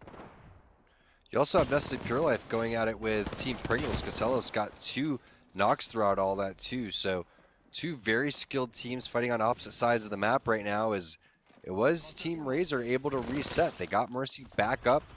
He's back to full health as well, as now we switch on over to Pringles to see what's up with Stink. He's getting extremely aggressive. 100 still has to heal, only about 100 HP overall. There's the send over towards the Dorito building, but that player is trying to get out of dodge. Most likely already lost a player and could just be a solo rat trying to make his way out. Stink does have the defensive bombardment if he wants to go through it far over towards that southeast side and cut the players off, maybe force them back over towards there and try to get some ticks on whatever armor this player does have. But Team Pringles really starting to get aggressive, and that's what you like to see for these guys. They haven't had the best first 2 games, so it's been nice to see them kind of bounce back here and now on the hunt instead of being a team that's getting hunted. Pringles. Team Razer, though, continuing to be hunted here as they answer back. Razer Tricky getting tech. Bowser now down. It's all to knocked in the 1v1, but Zera Tricky hits the triple take shots. And oh boy, the shoe is on the other foot. Team Razer turned that one around. What a great recovery coming out for them. Is it legal to rock double shotguns here? Triple take Massive for Zera Tricky. Just coming through here. Doesn't need the Massive. Instead, 78, 78. I think it was a 40 as well. Coming through. No chance there. If you've seen Zera Tricky with the triple take, you know he's really nice with that thing up close. As Team Intel gets a knock onto Munsgod. That's a team that was fighting over towards the train station side. And the fights continue over here for Team Vouch as well. They're going to get in the hunt over here towards this building that we saw another team make their way over towards, and now they're going to try to play the roof. But you do see the Bloodhound scan coming through as the Lonely Watson makes you just kind of think twice before you want to go and push over here. You'd rather have the Wraith or the Gibby in front of you, but some aggressive play coming through. Going to try to trap this team inside the building. Well, at least semi inside the building as they made their way over towards the other side. Oh, Pringles have come in for the third party, though, getting the knock onto Noogie. And they'll be able to finish him off as well. As it looks like Team Pringles are on the verge of picking up about 6 KP in this fight here. As hundreds spots went out onto the right-hand side, will drop down to low. The scan comes out from Casellas here to allow him to continue chase. As they made it over to the 2-story here, they should be able to continue to chase after this one for now, as we are now joining on board with Team Rockstar, who have made their way on over to Overlook and are in a fight themselves. Rakanishu got tagged, has to back away. Crummy has gone down, but Matt Pickett over peeking there, has to be careful, backs off, and it looks like, you know, they've made a compositional change as well. Matt Pickett going over to that Wraith. So this is important to note here as a Team Rice Krispies are in a fight now. They're getting involved here, coming in for the third party, and they have been doing this all day long, running the southeast side of the map. They'll finish off that team, but will they be able to find Team Rockstar? They do, but on the wrong end of the barrel. They've already lost 2, and Bird is going to try and get out of dodge here, but he's been spotted out. And oh boy, Team Rice Krispies, they had 2 great games in a row, but now things are turning up against them. Team Rockstar are looking to finish them off here early on, so they can't put on any more points on the leaderboard. Yeah, Rockstar looking for revenge for the previous game where Rice Krispies pushed him over towards the God spot and took care of him. Like you said, it is a little bit of a composition change. Crummy going to finish that one with the Bloodhound. They ditched the Watson. Pickett switches on off of Watson, switches back over to Wraith. We've seen Crummy rock the Bloodhound before. We've even seen them rock a Wraithless composition before. So now we start to see a little bit of a mid-tournament strategy change for Team Rockstar. And it makes me wonder if they're going to keep this one and try to adapt it for the ALGS, even considering they've placed so well with previous compositions. But now Team Razer getting interested over towards the epicenter side of the map. R301 Hemlock coming in for Hacula. They spot one player over towards the rock. There's the scan. Amazing 120 burst coming out initially, and that means full send as Mercy's going to go and hit that battery. But where's the rest of the help? Where is Zera Tricky with the bubble? Needs to come through with the support. It's not there. It's going to be Fat Fruit Ninja with the initial knock. There's the good bubble play. They sent it in there. There's Zera Tricky too. And now it's Lucas and Blight taking the 1 versus 2, and they're going to be able to do so. So some great damage coming in from Team Razer. Looked like they're going to win the fight, but no one was there to help Hacula. The important part here, though, is that now our 2 top leaders in terms of the leaderboard are out of the way, and so that's going to open up a huge opportunity here as Gentrifying comes in for the third party. For this squad in particular, ZIN, to catch up to both Team Razer and Team Rice Krispies, sliding right on through that fence. He doesn't care, doesn't connect to the R99 there, but they are happy at the very least to see those 2 squads out of it. Intel's team taking a great angle, spotting out a squad on top of the epicenter tower, and we'll see if he can connect with the shots here. It's going to be difficult to try and push this building, push the top here, as they do have the Watson trap set up, and you have to imagine that if the nades come in, the interception pylon will be dropped down as well. So they're just poking and prodding here. Really can't commit onto this one. Yeah, pretty fun angle there for a team just trying to lay down some initial damage, be annoying, add pressure to those teams over towards the top as we look at where this zone is continuing to pull as expected over towards Refinery. It's just a matter of which Refinery zone is it going to be. It could end right in front of this front left door where you're looking at right there. It could end over towards where the yellow barrels are, and could also end out more towards the open too, over directly behind where Castelos is kind of hanging out. So we'll see as Pringles is rocking it. Double gold armors and a red on Stink. They've definitely been the most active team in your kill feed. You can see 3 on Castelos alone as the scans are going to come through. And back-to-back games as we get to see how important holding this high ground hill is, Jamerson. This is really what it's all about no matter which zone these are going to be. Even if it pulls over towards the epicenter side, these spots are highly contested. Even when it goes refinery, still highly contested as well. They've got the replicator to work with as well, pick up whatever extra needs that they, whatever extra utility they might need. So it might be a lot of bats. We'll see. I mean, they do have, of course, 2 gold armor, so cells is really what they want above all else. It looks like ammo is what's coming on board for Castelos at this point. He does have the Volt and that Mastiff to play off of, and so he'll get the extra Volt ammo, which is the most crucial. And if he needs, he can fall back for the additional shotgun ammo for himself.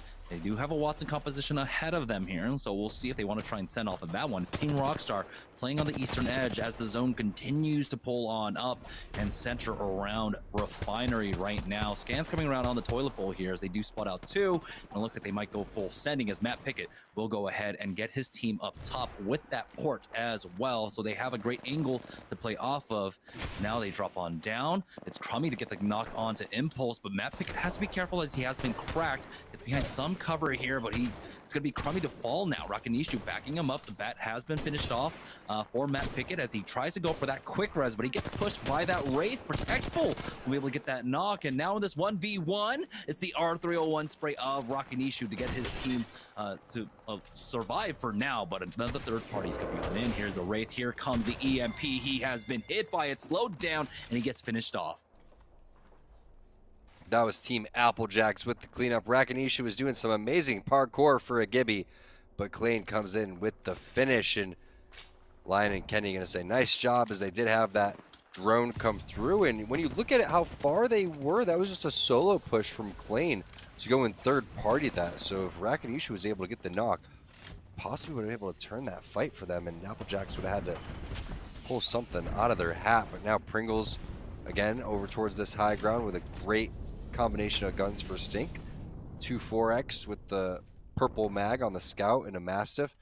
Ideal situation for this zone and Gibraltar. So we'll see what Stink's going to be able to do as we do see this zone pulling where zone 5 is going to be, and it is over towards the bottom of Refinery, over towards the toilet, over towards the doors. So it could still end on either side. There's one ending right in the back where the respawn is, and there's another one exactly where that front left door is on the west side. And this is a very important for Team Pringles here, who are looking to bounce back in the lobby. They were currently in 14th place with 3 points, and now they've already doubled that in terms of kill points with Stink having 4 himself. DIN, though, are one of the biggest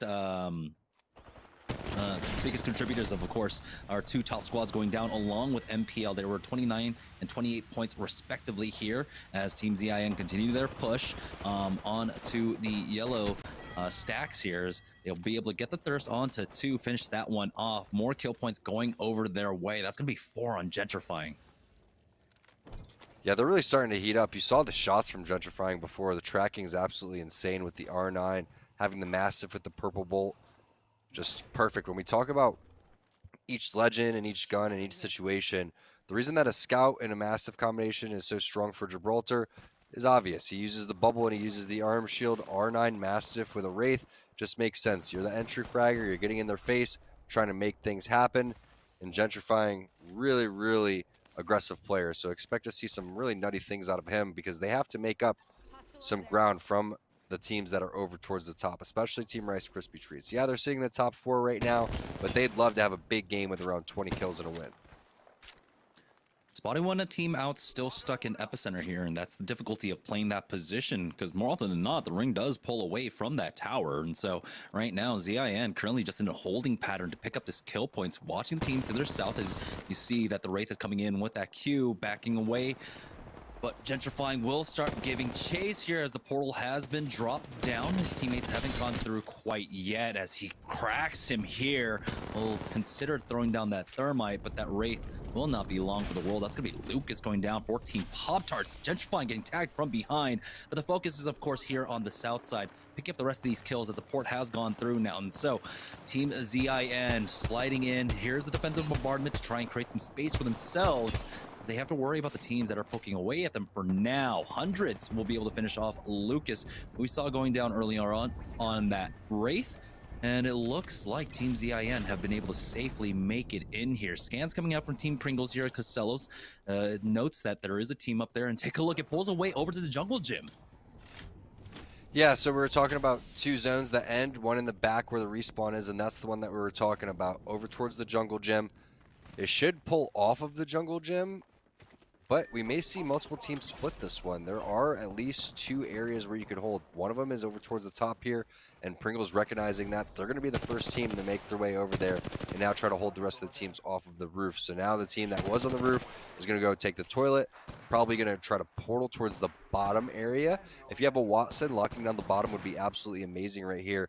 But when your team Pringles, it's all up to Stink. Stink has to lay down the perfectly timed bubble that everybody works around, and you're going to have to play that in unison with the Bloodhound scans. Yeah, well, it was Team Applejacks that were able to take this position here, but there we go. We have the next ring.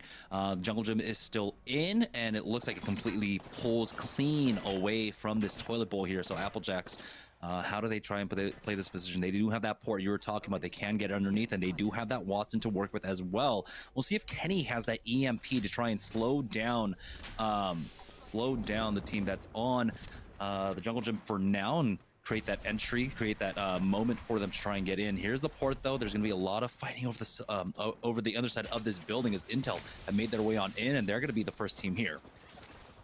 Yeah, see Intel with the experience of the portal right there. It's Teen making the heads-up call, and now Tempest is going to be able to set up first. So it's unfortunate for Team Applejacks. I don't know if they were missing a portal or if they were just afraid to pull the trigger on setting up underneath this building, but this is a prime spot. It's almost better to be down low here than it is to be up top because of the fact that you have so much safe area to play around, and you have all of these fences plus the pylon too. So without a Watson, it makes it a little bit more difficult for a team like Pringles as we talk about all those fences being set up. There's the EMP coming in from Kenny and Team Applejacks. The ring is going to eat a maze, and Team Cheez-It's going to fall apart. But I love the play from Teen to make this portal down low and get aggressive. He's even adding some pressure on the team up top so they're not able to make a plan and facilitate a drop push. Meanwhile, a lot of other teams over towards the ground. That's going to be Team Sin that's going to drop. They're on the opposite side of the wall. Team Pringles over there helping Team Intel as they are just kind of sharing and coexisting on top of one another.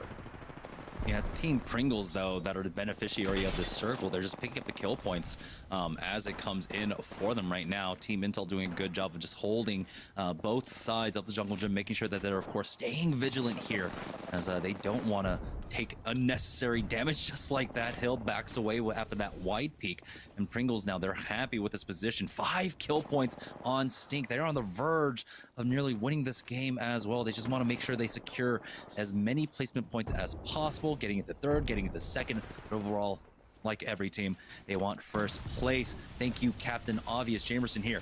Now they will be able to get the res here from Applejacks. They're right on top of that beacon, so they can utilize that as well. It's going to be difficult because a lot of teams are just shooting over them right now. That's Team Pringles up top right now. Costello took a lot of damage, and so things have to slow down for them as they cannot over peak right now. No one else can take damage for themselves. It doesn't look like Team Applejacks will be able to get that res as it's Team Intel on the low ground taking a lot of damage. Teen has to be careful. Barely avoids getting knocked there, but Zach will be able to pick that one up on to Tempest. And now Klein is coming in. He's got that PK, picks up 2, but Team Applejacks will be able to finish off ZIN. Now Pringles goes for the peak. We're down to our top 3 as Stink has dropped down himself, finishing off Applejacks. We're now into top 2 territory, and it will be Team Pringles taking game number 3.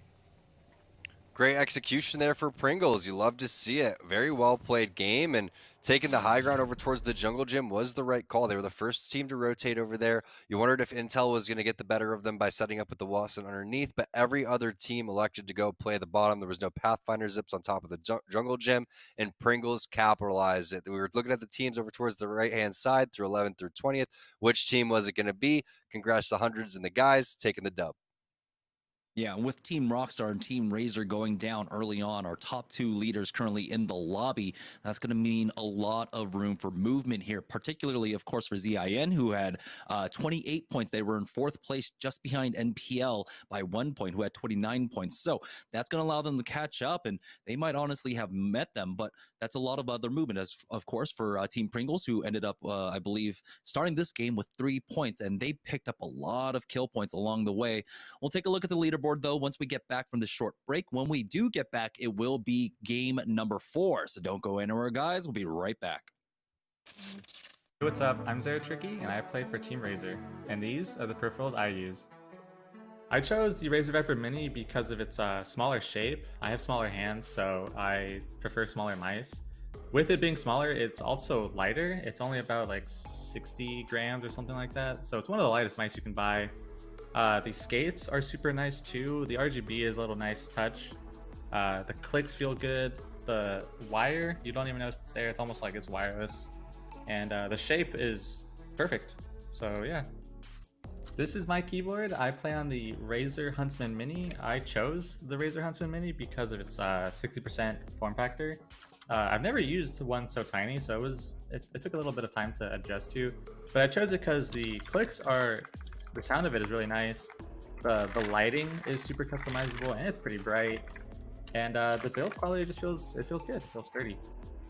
This is the headset I play on. It's the Razer Black Shark V2. I chose it because it's actually really light, and I feel like comfort is a huge thing when it comes to gaming. It's super light. The foam pads are pretty comfortable, the top and the ear cups.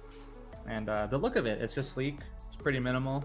It's nothing crazy. It's just black, and I like it.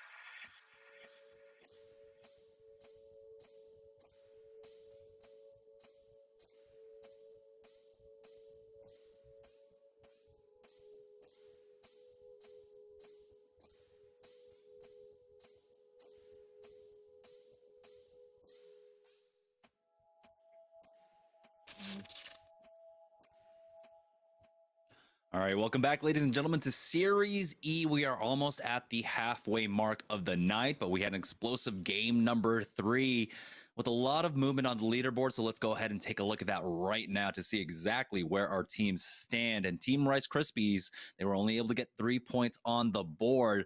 So they're at 53. And it's Team ZIN who were able to propel themselves up into second place now with 41 points, trailing behind by 12 points, Tom. And that's why you see how impressive 50 points from back-to-back games is, because it is so tough to pick up any points at all Pringle's really showing that too by only having about 3, 4, 5 points after the first 2 games, popping off this game with a big W that moves them into towards the top 5. But ZIN has found themselves consistently towards the tail end of these, picking up a couple of kill points on the way, also picking up a lot of placement points too. So it's important to note that they've stayed in the running and kept this race very close. Yeah, and most importantly, of course, again, Razer and Rice Krispies going down early on in game number 3 allows the middle of the pack now to start catching up. And so Team Pringles have moved themselves up by 26 points, I believe. That was game number 3 for them. So 14 kill points that they were pulling on.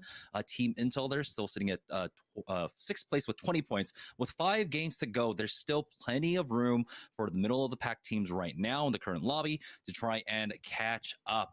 But we'll see if Team Rice Krispies, Team Razers, they can turn things around and start really building up the momentum they had off the first 2 games. But it looks like it might be Team ZIN who have found themselves in some nice rotations here, especially when the ring starts pulling up to the northeast.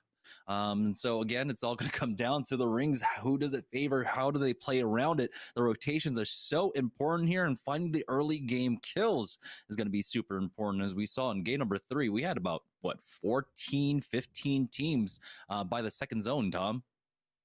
I would love to see something a little bit more of the harvester side, a sorting factory zone. Not really asking for something too soft, not Dome or Lava City, but something a little bit above Fragment, right? If it was Fragment was the 50-yard line of World's Edge, it's all been Fragment and up north. So a little bit more variety would be nice. Again, it's tough for these teams making very long rotations, like a team like Team Rockstar, for example. You're not even finding that many kills because everybody's already started to infiltrate over towards the side. So we've seen back-to-back refinery kind of epicenter ones and one over towards the Fragment side of the map. So if we do have a little bit of a zone, expect the points to shuffle up just a little bit more. But I think the teams that have stayed consistent are continuing to do so. Again, Team Razer, Team Rice Krispie Treats, all these teams always have great performances. Nothing really new here. But a team like Two Brains, One Controller is really standing out to me. Again, these are teams that are always in the top 3, players that are always in the top 3 consistently. They put on great performances during Series E. So I want to see them bounce back. Maybe it is the crypto, not working out for them. Maybe it's the zones, could be the rotations coming through. We know they're fully capable of having big games, big team fights, but they're going to have to start doing it here. Maybe game 4, game 5 will be theirs. Yeah, we saw that it was an unfortunate fight in game number 3 for Two Brains, One Controller, where they chased into Skyhook, I believe, against Team Razer. They just were not fast enough. The defensive bombardment was great, even though they had the interception pylon, slowing them down enough so that Team Razer were able to recover and get back into that team fight. I don't quite remember what happened in that team fight. I think it came down to Rakinishu, right? Was probably able to clutch it up for his squad there. So Two Brains, One Controller, still, we know that they have the tools, they have the skill to fight up against some of our teams. But right now, they're just not firing on all cylinders. And if you want to play at the best, we know that every single player has to contribute. Every single player has to be on the top of their game if they want to win out in one of these lobbies. Yeah, and I'm looking at Team Cheez It as well, our only partner team that's not sitting on the left-hand side. They're over towards the survey side. They're over towards the refinery side. These zones have been pulling towards them, and they're not able to capitalize, which is a very worrisome thing for their team. So they're going to have to evaluate these first couple games and figure out what they're doing wrong, because when you're blessed with these north side circles, you have to take advantage of them as a partner team. You have to be pulling yourself in a top 10, top 5 situation and picking up a handful of kill points on the way. They're fully able to do that. I think that AMG's been landing on their side, which may slow them down and make things a little bit more difficult. We saw what happened when he had the lined up volt shots going through, and then that player from AMG comes through with the one clip R9 that really surprised all of us. So I'd love to see Cheez It really step it up. Maybe they need something to pull away over towards the south side to favor them so they can take their time rotating through. But Rice Krispie Treats right now sitting in first place, 53 points. We'll see if teams like ZIN could catch up, or maybe it's going to be a team like Razer during Razer Week to take their spot. That's right. How long can they hold on to this lead for? We still have 5 more games in store for you tonight. Looks like we are ready to get into game, and we are joining on board with Team Cheez It. We've dropped over at Epicenter, and so we should have AMG over by, I believe, over at Refiner. It's Team Rice Krispies, though, playing over here on the south side of the map, and we have a small little split over this POI, and already the loot looks good. The R9 along with that bat, but here's the fight. AMG, oh boy, they already go down. Yeah, and it's Team Cheese It with the clean fight. They don't go Refinery this time. They land over towards Epicenter, clear it out fairly quickly. Going to have the Phoenix over for Strictly. The fact that he took so much damage is a great sign that he was able to turn that fight in their favor. But we're looking at another one over towards Tree. It's going to be Mike Lab getting the knock on to Vinny on your top right of your screen. We'll see if the res can come through. It's going to be Baxter trying to play the outside edge here with just a Hemlock. Not going to be able to have a secondary, so he has to reload, and that's a tough situation to be in going up against Dracos. Dracos going to give him the business, and Team NPL going to clear out Tree.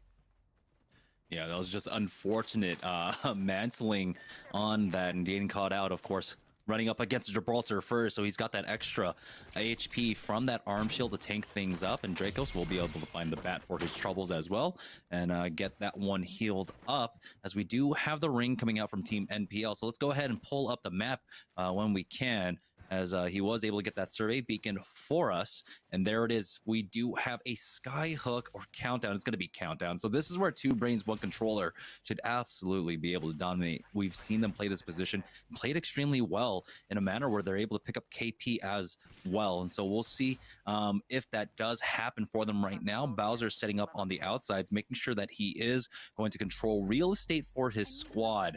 And, you know, even though these Watson traps, they can get cleared really quickly when you're not looking at them, just knowing that they get destroyed gives you that information that you have to worry about that side. No doubt about it that this is 2 brains, 1 controller's bounce back game.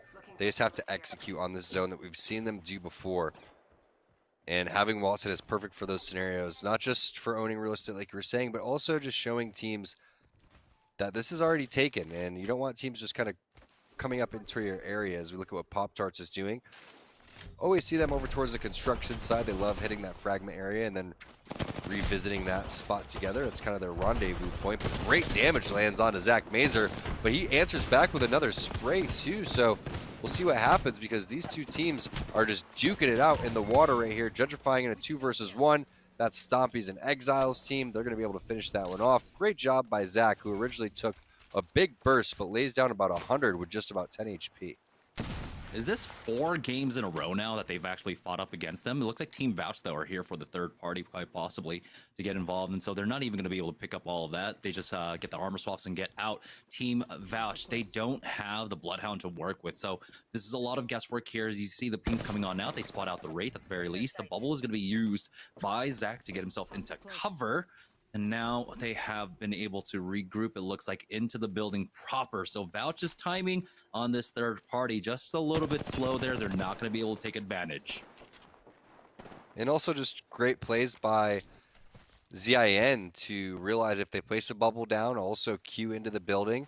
That's more than enough space for them to get back and reset and try to get the rotation out of there. And instead of fighting an uphill battle, they're just going to elect to hit the geyser and get out of there. So I love this map change going into World's Edge. You didn't used to have that geyser there to get out of one of the worst spots, being stuck in that hole, but it was perfectly executed. So nice job by ZIN, and again, a great job by Zach, who originally looked like he was going to be the first player down, but lays more than enough damage to help his teammates win that 2 versus 2. Pop-Tarts try to make their rotate through train, but they have been spotted out. You had the early Q being used by Lucas as well, as Pop-Tarts will go ahead and take a look at the lower tunnel to make sure that they're not going to get sandwiched here, setting up traps as well. The bubble was used early on by Pop-Tarts. We'll see the other team tries to get aggressive with this, but it looks like they will not. And so Pop-Tarts will be able to retreat to the tunnel for now and come up with a different way to get into the next zone. Yeah, and I've seen Fat Fruit Ninja in the chat, all the partner teams, all the open players hanging out and supporting the stream. Appreciate you guys. Shout out to everybody in the chat. Hope you guys have been enjoying Series E as we take a look at Team Razer setting up over towards the Skyhook side. Looks like they're getting ready for a big push onto the building, and this is what they're really strong at. They have that Bloodhound scan for Mercy is going to show exactly which way they want to go and push this one. Now he's going to be able to set that alt, rescan, get into the position that he needs to, as the rest of his teammates going to back off and just wait for all of the action to unfold. So they have the one player on the ropes, most likely fairly weak, stuck behind that little generator slash air conditioner. No grenades though, unfortunately for Hakulo. That makes things a little bit more difficult, but as expected, the beast of the hunt for Mercy has been popped, and they're looking to make their way onto this team, who could be just a two-man team because of the fact that we saw only 2 hostiles on the screen. Good thermite, ticking for 132. He's even got the angle. I've never got there with 130. the scan coming on in. And yeah, he was just able to, I mean, the guy just sat in it, right? At this point, that's absolutely exactly what had to have happened. Hagulo does have to back away, though, and they were not able to really capitalize off the damage of that thermite, and so they just back up off of this. They don't have the scans from the Beast of the Hunt anymore as well. So now Team Razer, we'll see. They recover. They should be able to heal up. They should get ready to go in for another push. So we have the team starting to move out of the diner building for now. The defensive bombardment was used to try and keep them holed up in there, but nothing coming of it. And so Team Razer are going to play this measured. They know that they need to play consistently. And with the early bowing out in game number 3, they have some catching up to do in the lobby. I really feel like the only reason they're not challenging that is because they're worried of a third party coming, but you see grenades on the ground that Hakulo could be grabbing. You see how powerful the grenades were in that type of situation. Just surprising to me that Razer, one of our more aggressive teams, actually backs off. So they must have had information that another team was in the vicinity. They didn't want to go and full send that one just in case one of them gets knocked. It's going to be hard to go and reset, especially if it was going to be someone like Sarah Tricky that takes the initial damage. But now we're looking at our winners from the previous game. It's going to be Team Pringles making the rotation in just the first round, so it's not going to be ticking too hard. May want to reconsider the rotation if that's the case, unless they're low on health meds here, because they're getting gate capped over towards the Harvester side, and this is such an awkward position to be in. Yeah, the Arc Star comes out, but it's a little short there, but decent spray by Hundreds will slow them down for now, as he does need to pop that bat, and they will be able to bubble heal if they want to. Defensive bombardment comes out to slow down this team as Stink sets up a nice off angle as the G7 Scout shot's not quite connecting for himself yet. He's going to continue to wrap to the right-hand side to catch out this team. Not spotting anything quite yet. Costellos and Hundreds now are looking to rejoin with him, and it looks like they'll just go ahead and elect to avoid this fight. They can back off, they can balloon if they want, or they can make their way through sorting. Yeah, the balloon is the right play. That's such a tough rotation. It's a weird spot to be gate capped at, and now they're going to try to just figure out a different spot to go and make their way across. But now we're looking at Nestle Pure Life. Defensive bombardment's going to go in, which forces this team actually closer to them. So this is going to be a very interesting fight. Bubble's going to have to come through for Dracos. There's the scan from the opposing team as this bubble's going to be landed. But Dracos ends up taking so much damage because he's afraid of a player that's pushing inside of the bubble. So that battery was basically non-existent. Yeah, it did help him survive, but he wasn't able to do much, as that's going to be Mo Chances with the Mastiff. Bambino going to have to answer. Ronnie hits a couple of players right there, but he's going to have to back off. Possible armor swap coming through, a very fast armor swap, but had to reload his gun, and that player was 1 HP. Ridiculous plays right there from FNG. And ZIN come in for the instant third party onto that. 4 kill points now on for gentrifying there. They're really looking up to make up ground, and they're doing it in a big way. 2 games in a row now. Pringles, though, with a really wide wrap. They're going to be starving for meds very shortly if they didn't hit the crafting. As you can see, Pringles hasn't healed up the health quite yet. And I don't know exactly what they're waiting for if they don't have any heals, or what is going on here. The Q is going to be used by Hundreds as they rotate once again through the zone. Whew. And they are very close here. We'll see if they've got the meds to back this rotation up, but it's a little bit scary to be put in that situation. Hundreds was probably freaking out right there once he got out of his Q and realized he was still in the ring. One more sneeze, or if the ring just breathes on him, he's absolutely done for right there. But that just goes to show how much they are respecting the other teams on that rotation, how difficult their area was to make their way through. Also, just how hard it is to find meds for Team Pringles right now, is that's going to be another wipe for Team ZIN. Really starting to heat up. They finish off FNG, and now you're looking at Gentrifying just dominating this lobby. Gentrifying on Solafide, aim assist if you're not familiar with him, filling in for, I believe it was Inhumed on this squad. Now Pringles just loves making us on the edge of our seat here, as he still hasn't found a medkit.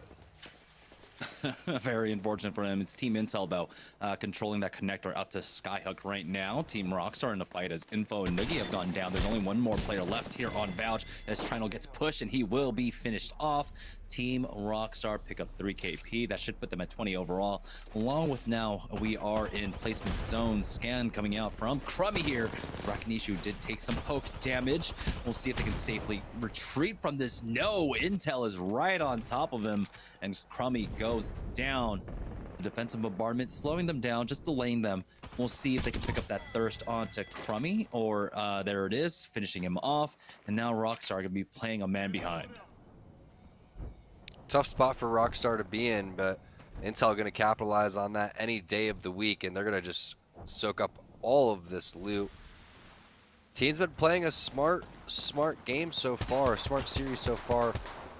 They won a lot of our games on Olympus. Keep in mind, even though they weren't the overall winners like Team Rice Krispie Treat, or no, Nestle Pure Life, excuse me, they won 3 out of 8 games last week, so fully capable of putting on some big performances. But Stink with the self grenade is going to have to dodge that one and takes a little bit of a damage. Throws the Kobe over there, hits an 11. Nice little massive shot as well, is going to back that player off. But they're not going to be able to res hundreds in the zone because this is going to tick fairly hard, and they don't have a portal since he is the Wraith player. So now Stink is just going to have to do whatever we can. We know they don't have any meds throughout all of that time either. That's why they were taking these weird rotations. And now it's up to Porcasellos with just a hope and a prayer. He did get a knock onto 1, but it's behind a cover position. He can't push up quite yet. Here comes the scan. So in this 1v2, he's getting pushed from right hand, the left hand side, tries to play one angle. It looks like they were able to get the res onto Mike Lab, and so it was a 1v3, and so they will fall. We're on board with Team Applejacks, who have found themselves in the southwest side of Skyhook. They're trying to have that priority rotate to go over to staging if they have to. As oh boy, Klain taking a little bit more damage than he was a bit necessary from those Watson fences, but they do have control over Diner now. So they have a large area of control as Joey Blackout gets spotted out. Klain finishes him off. Yeah, another Northern Circle here pulling hard onto Skyhook as we see a lot of teams valuing certain buildings and seeing which one this is going to exactly go towards. But now Rice Krispie Treats setting over here. We know Two Brains controller was in the vicinity when we saw the Watson fences going down, and those are the Watson fences right there that they're looking at and pinging. So now Sung going to try to just set up a nice little zip line so we can get an off angle with the charge rifle. This is a pretty powerful combination actually for this zone. Charge rifle is going to do very good in terms of bullying teams off of the high ground so you could try to make some sort of play. But nice scan coming in from Tech shows us exactly where this one's going to be. Two Brains, one controller, as they should, predicting the zone perfectly. Yeah, no one is surprised by this poll whatsoever. So Two Brains, one controller is definitely happy right now, bouncing back. The last 3 games haven't been the greatest for them so far, but this is their opportunity. Like you said, this is their comeback game. The only unfortunate position that they've been put in is that just because they've been hard committed here on to the center of zone, most of the fights have been taking place all over the map, nowhere near here. So they haven't been able to pick up kill points quite yet. Intel, though, it's going to be Sung with that charge rifle from like 500 meters away, getting the knock on to Hill. But he is safely up there on the sniper tower. We'll see if they can recover him. For now, the zone is coming in, and oh no. Things are looking a little bit dire for Intel. Teen does have that port to get him down to safety. We'll see if they can do that for now, but it looks like no. With Tempest being under a little bit too much pressure, they have to give up Hill. I thought that would have been a smart play, Jamerson, if he would have possibly queued upside the rope right there and then hit it, but now it's just a little bit too late. He was second guessing himself and probably didn't realize it was capable. Maybe just checking to see how much round 3 damage is going to be. But if this was last week, it was totally capable of not only hitting the res, but everyone even surviving throughout all of that. So I like those changes. Nice job by EA/Respawn listening to the community and making that thing happen. But now this is a tough gatekeeping situation. Great job by Team Rockstar bullying this team inside of the tunnel area. And they're just stuck behind this great bubble coming in from Rakanishu. Those players now forced to charge through. Reinforcements coming in. Team Rockstar should be able to win this fight. We've seen them win these bubble fights a handful of times, but without the Mastiff, it makes things a little bit more difficult. Mike Lab and Clinical putting on a nice counter push, and that makes Team Razer foaming at the mouth as they're just going to push right through and hit this with the third party. Yeah, you saw the third party coming in instantly as well. They saw them pushing into the tunnel. The scan came out from behind, and it was just very unfortunate. Like you said, not having that massive, not having the burst just to finish them off. You saw they were doing a good job of fighting the bubble, going for the sprays and then backing off to reload. They just didn't have that big burst. As here comes the repush coming out from Intel. Their final stand, they will get finished off. And Razer just picking up more and more kill points over here. Look at how many dead bodies stuck inside the tunnel. They had the right mentality, wait to the last second, go through third party, and they're going to get rewarded with so many meds and also any of the gun combinations that they so choose. So now Razer trying to get back into this one, and they're going to have to rotate over towards where we know multiple teams are going to be set up. So what's going to be the play here? Where are the teams going to be gatekeeping them? And can they make their way over towards where Rice Krispies and Two Brains One Controller are? These are the two teams duking it out for the God spot right now. And you can see just a little sliver of that zone is inside over towards that high ground. Now Sung's going to continue to ping down because he knows that they have to work their way up just a little bit more. And Two Brains One Controller is going to be ready for that. It was Team Pop-Tarts that were holding the diner building beforehand, and as they are making their move. And I like this, wrapping very far west here so they can avoid anyone coming up behind them. They should understand that, of course, Razer were pushing in from that position, so they're completely avoiding that fight for now, playing behind the rocks as well. So that does give some ground for Razer to play off right now. We do see a Team 2 there north currently as Light with that 3x on the 301 that should be able to hit. It's Team Cheez-It that runs into Team Razer here. No trades. Amaze and nades are gone, and with Strictly falling down, that's going to be a clean team fight win for Team Razer. Never mind, he did actually lose one there. So they had Zero Tricky going down. They have this back pocket to work with. Don't know exactly where Zero Tricky is, if he's in a recoverable position. They don't want to give up any sound cues quite yet. They don't want to go for the res. They know that Pop-Tarts are nearby in the area. Here comes the scan out onto Team Pop-Tarts. They can hold this for another minute and just keep Razer in a very, very dire position, but they also have to move in themselves. It's ZIN now making the move. We already got the knock onto Sung, as they are trapped down here on the low ground, taking a lot of damage from that thermite. Now has to peek up as he's dropped down to about 60 HP. Bowser will be able to finish him off. It's Two Brains One Controller getting some nades in there as well. Stunny is going to pop that bat for himself, keep himself alive. As now Razer were able to recover. Now they're making the push on to Pop-Tarts. This is actually very important here. We saw that some of the attention from Two Brains One Controller were taken away from them. Zero Tricky with a big PK shot, taking out Lucas. Zero Tricky is dropped down low, and Fat Fruit Ninja won't be able to finish him off. Now it's down to a 2v2, taken to the high ground onto the rocks. Hakulo's dropped down 25 HP. He gets finished off, and Razer will go down. They don't hit the top 5. They need to get Farmer Lucas up, and they might not have the time here as they are getting third partied, and it doesn't look like they'll be able to recover him as the zone starts closing on in. They have to give him up, as now they will get the armor swaps, and they start making their move here for the next ring, but it's such a long pull. Defensive bombardment right on top of them as well, but they do have the cliffside hill to work with. ZIN, the holding pattern here that was trying to gatekeep. Now they're making their move on up. This is going to clear up a lot of space for themselves, and the bubble is used by Team Pop-Tarts. It's on the low ground, though, as the fight breaks out.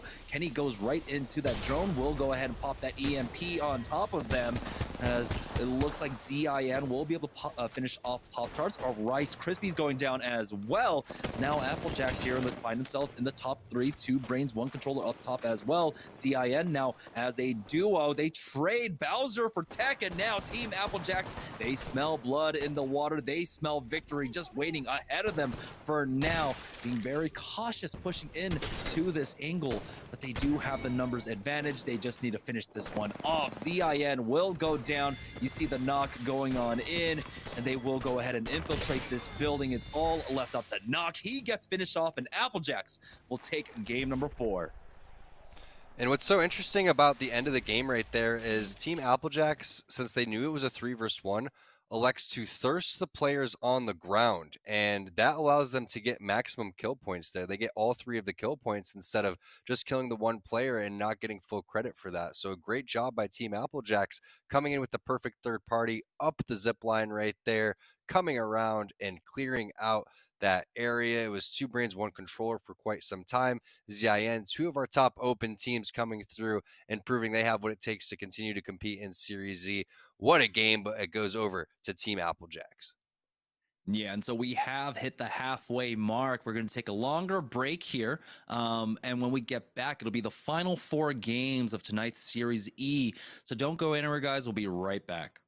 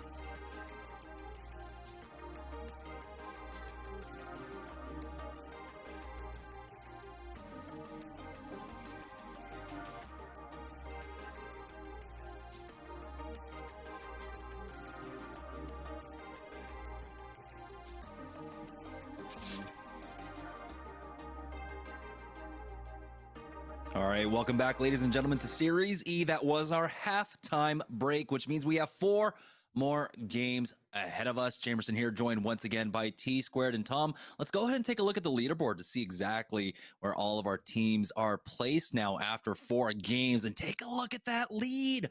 Rice Krispies still in the lead, but barely by 2 points up against ZIN. You know who took the fattest L though, Jamerson? You and I did, because I think we missed a Razer giveaway in the chat during that 10-minute break, and I'm pretty sure we are not allowed to register for that. So the joke's on us, man. Oh man, yeah. Make sure, of course, that you guys are active in chat. I believe that's how you enter into the giveaways here, and so we're doing a lot. And this is Razer Week, and so we're gonna have some primo loot to give out. We have a lot of opportunities, along with, of course, our games tomorrow. As an update, though, to everyone at home, our games tomorrow will be shortened. It'll be down to 6 games. Our pro lobby there, and so. That is just one thing I want you guys to know. But right now, it looks like, all of our teams, our assigned teams, are doing a really great job. Take a look at that. And on the left-hand side, we have almost everyone, with the exception of Team Cheez-It, who are the only teams that are not currently in the top 10.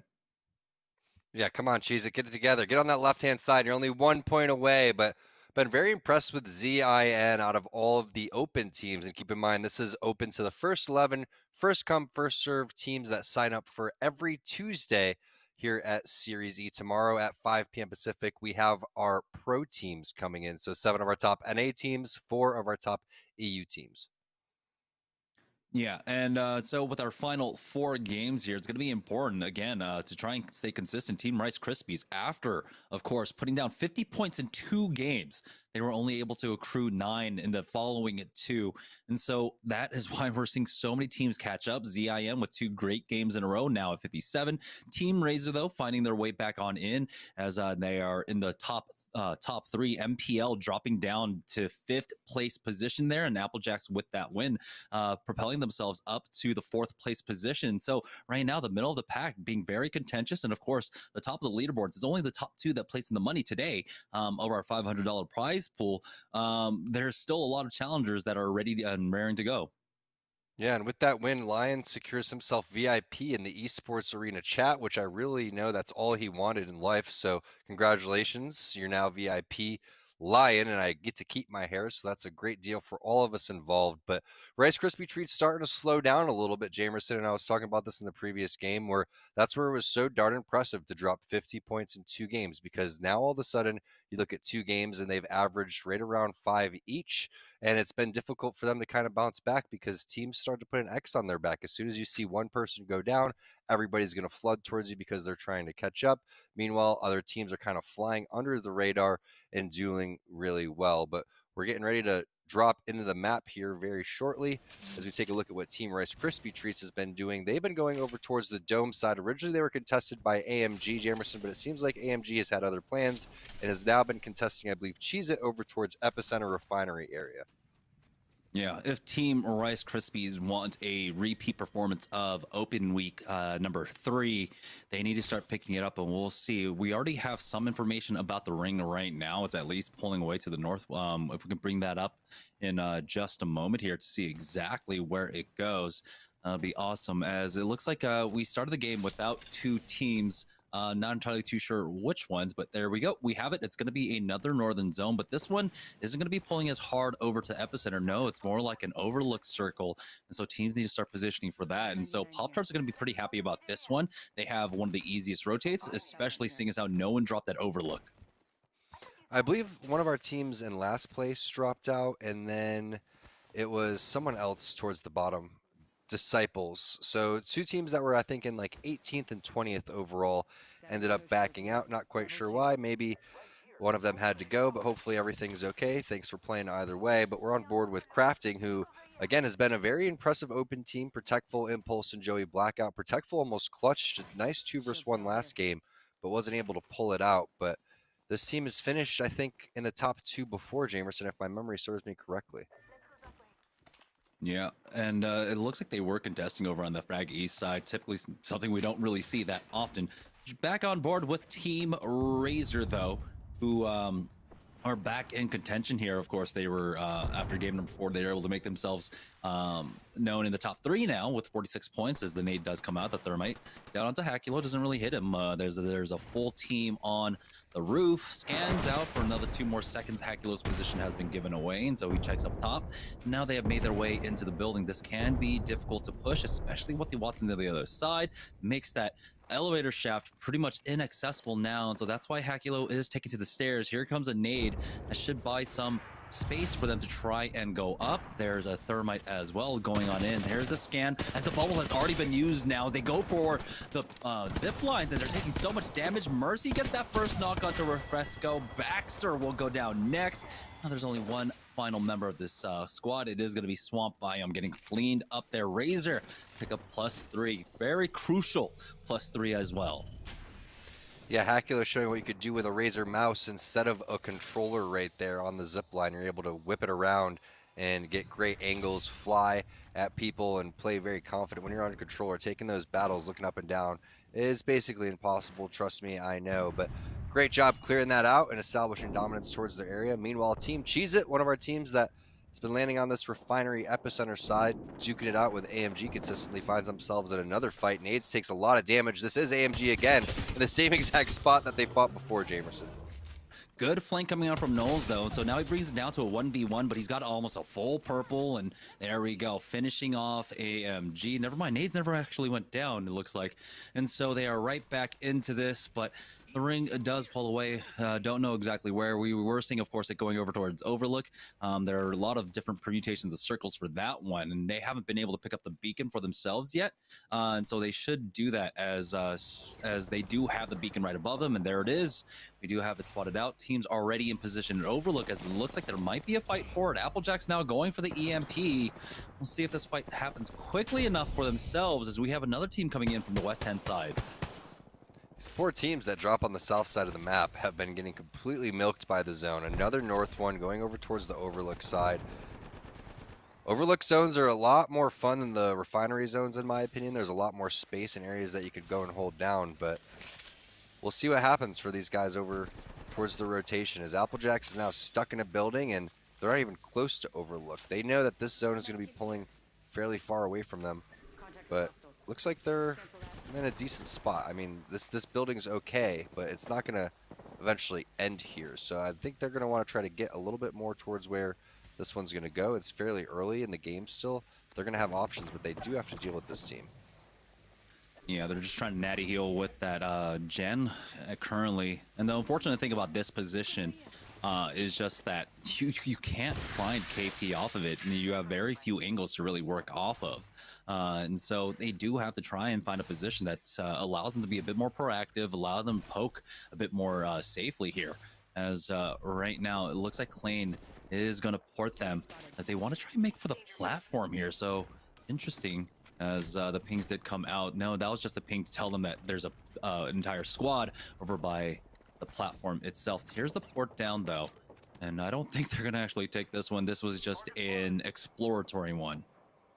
Yeah, they're going to be stuck in that building. It's unfortunate. Now all the teams are going to start flooding over there. They really wanted to get this platform, and you're right, because why? This is the KP area. You're able to get a lot of different shots on, especially if you have a long-range weapon like the triple take or the charge rifle. Scout, anything will do, and we've seen impressive rotations coming in from Intel before. Teen was one of the first players to make their way over, and he just checks if anyone's down bottom and sees that all of these crates have been untouched, which means no one's down here. That's free loot for these guys. Super nice to find a Mastiff down there just in case anyone needs one. And this is where Team Rockstar finds themselves, over towards this no-name area. And this is where I thought, originally looking at the map, where Applejacks was stuck at, but they're actually inside of Overlook. And this is where now Rockstar is going to have to deal with all of these teams out there that don't realize they could push over towards where Team Intel is and behind them, and that are just going to be stuck in here fighting it out, especially with a team like Rockstar who's willing to fight. And I want to take a look at, if we can, where Team Rice Krispies are, because Team Rice Krispies have been basically nearly shadowing Rockstar in their rotations very frequently. They're still over at Sorting Factory, and it looks like they're not going to go for that tunnel push. So Team Rockstar should be relatively safe for now, as it looks like Rice Krispies will go ahead elect to push towards that east fragment choke instead. We do have some pings coming out from Sung, as there is a full squad ahead of him at duo at the very least. Currently, for now, nice trigger discipline. He doesn't have to go for the poke quite yet, as they spot one all the way in the back. And unfortunate for them that they're not going to push off of that, because that could be some free KP. Instead, they elect to go ahead and rotate now, so they might actually run into Team Rockstar. Yeah, it's always interesting watching teams play Edge. It's such a different idea and mentality, because you have to play a little bit more methodical, and you tend to get a little bit unlucky sometimes, right? The reason they're not taking these, like you said, they're worried about a third party. They don't know all of the spots where teams could be hiding. So now they're just getting an idea by checking over here, rotating, taking different angles. They know most likely there's not going to be team over towards their back. That's where they just came from. And now he's just going to try to figure out, do they rotate or do they go and take this fight? If they do have to take that fight, there's a lot of open area they have to cross. Plus, they have to figure out how they're going to get over towards the high ground, which creates a little bit more of a difficult situation. So the safer bet is to rotate through here, go over towards, like you said, where Rockstar potentially is going to be, through this geyser tunnel into No Name. And hopefully you're going to be seeing exactly what's happening here, which is action in front of you that could go in third party. But this happened so fast because Rockstar rotated right up that hill immediately. Like I was talking about, nobody is in behind Intel really adding pressure to these guys, and Rockstar is going to take the initiative and be that team. Yeah, but they did have the Watson generator down, so unfortunately not able to find any kind of damage or move them out of position with the nades. We'll see if they try a second attempt now, as Matt Pickett will go for the peak as he goes on over the hill with that bolt out. Spots one, hits for the blue, only the 14, and he's getting tagged by people inside, and oh boy, Lion goes to the peak, takes him out with that triple take, and Matt Pickett might be finished off. Here is the bubble, but Thermite comes out right on top of him to finish him off. Intel are happy with that one. They will be able to pick up the banner. They can try to retreat over to No Name to try to go for that res, but it's going to be a tricky one. We know that Team Rice Krispies were rotating on through as well. Now Teen trying to make a move, sets up the cross angle with that port to really try and punish the squad, as there it is. Mud's guy actually gets the knock on to Rakanishu. It's all Crummy left by himself. Tempest takes a lot of damage, but Intel will be able to clean that up as defensive bombardment comes down. Now Teen might be in a little bit of trouble as he does make it back to his squad. There's a team that tried to port right on top of them. So good timing for them to come back, reestablish this position on the platform.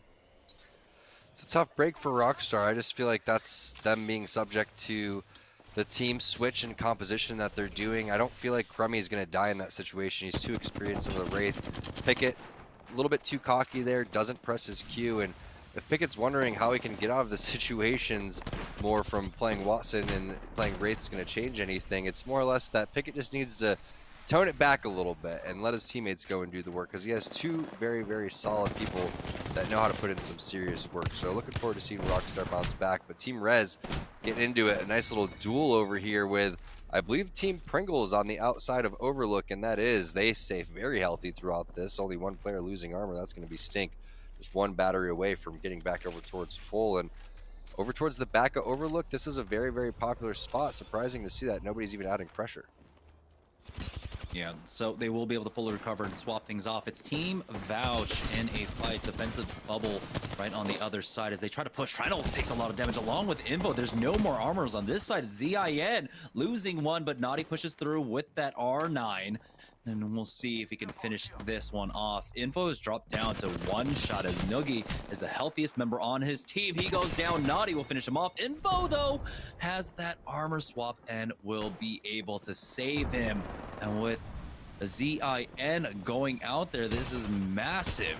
Every other team here. Team Razer in a fight, though, over at Frag West. Currently, the massive shots with the 11 will be able to get the knock onto Blancy's. And here comes one more through that port. It was the Bloodhound. And so again, they are just defending against this port currently here, but they should be able to stabilize here. Mercy only with that bat. We'll get that gold back up to full health. Zero Tricky will be able to hit that cell as well. And so Team Razer, they are on the edge of the zone, but they are safe. Just love watching when players are aware enough that they need to get the thirst and armor swap immediately. And I think that's what really separates a lot of Diamond and Platinum players from the top tier teams and Predators is you have to be able to reset in fights. And how do you do that? You have to thirst the guys on the ground. It's a team effort to go and thirst the guy on the ground. If he's looking one way and he has his shield up, he has to have his back up towards another way. As we take a look at another fight happening, this is going to be Naughty getting the knock right there too. So nice job getting those guys out of there and clearing that spot. But just look at the way that they push down the stairs, get the clear out and the armor swap immediately. And that's so important for resetting in these fights, and that's what teams like Razer do so well. Always pay attention to these top teams that are signed and watch how they're able to clear out people in the bubble. They don't let them take the portal back through, so they don't have to risk going through the portal. And it makes the other teams in a very uncomfortable situation because they don't have information from pings on players that are down. A lot of loot to work with there, so Team Razer will be hanging out for just a bit, but it's Team Cheese It now. No Chill pushing in right on top with that Pathfinder, setting up a great angle. There's a gold on the other side, though, as he has to back away. It's a traded position as Nades pushes that inside angle, but Amaze gets dropped down low, pushes out into the bubble, and he goes down to hundreds here. So now they're dropped down into a 1v3. Nades is getting pushed on this Watson, and he's doing a heck of a lot of damage, but it's not going to be enough as a secondary. It's just not the kind of gun you want in that situation. He will fall. Pringles end up winning out this fight. They will stay alive for now. Rice Krispies, though, now trying to make a push onto Team Intel here as they do throw out the nade. Here comes the air burst out from Stunny. We'll see if it connects. The Darkstar did, hitting for the 85 now. Here comes the next nade. Defensive bombardment comes down as we have the bubble as well to try and go for that reset. GS Bird here on the front line has to throw down a bubble of his own with that massive out. Now they will be able to finish off Team Intel, but they need to recover here as Sung is still down and he will get res, and they've got the gold backpack as well. With the gold backpack, again, Bird becomes twice as valuable in these fights. Ridiculous entry frags right there from Rice Krispies on another top team, and now they're going to be rewarded with a great amount of loot. Again, there was about 3 or 4 fights that took place over here, so Team Intel was definitely stacked throughout all of this, and their back should be clear. It should be a free rotation for whatever they want to have in front of them, and now we're starting to see them bounce back from the form we've seen them in the first 2 games. And I like this high ground option to take this area, make sure that you push these teams down below. If you need to drop, even holding below the sniper tower isn't even that bad.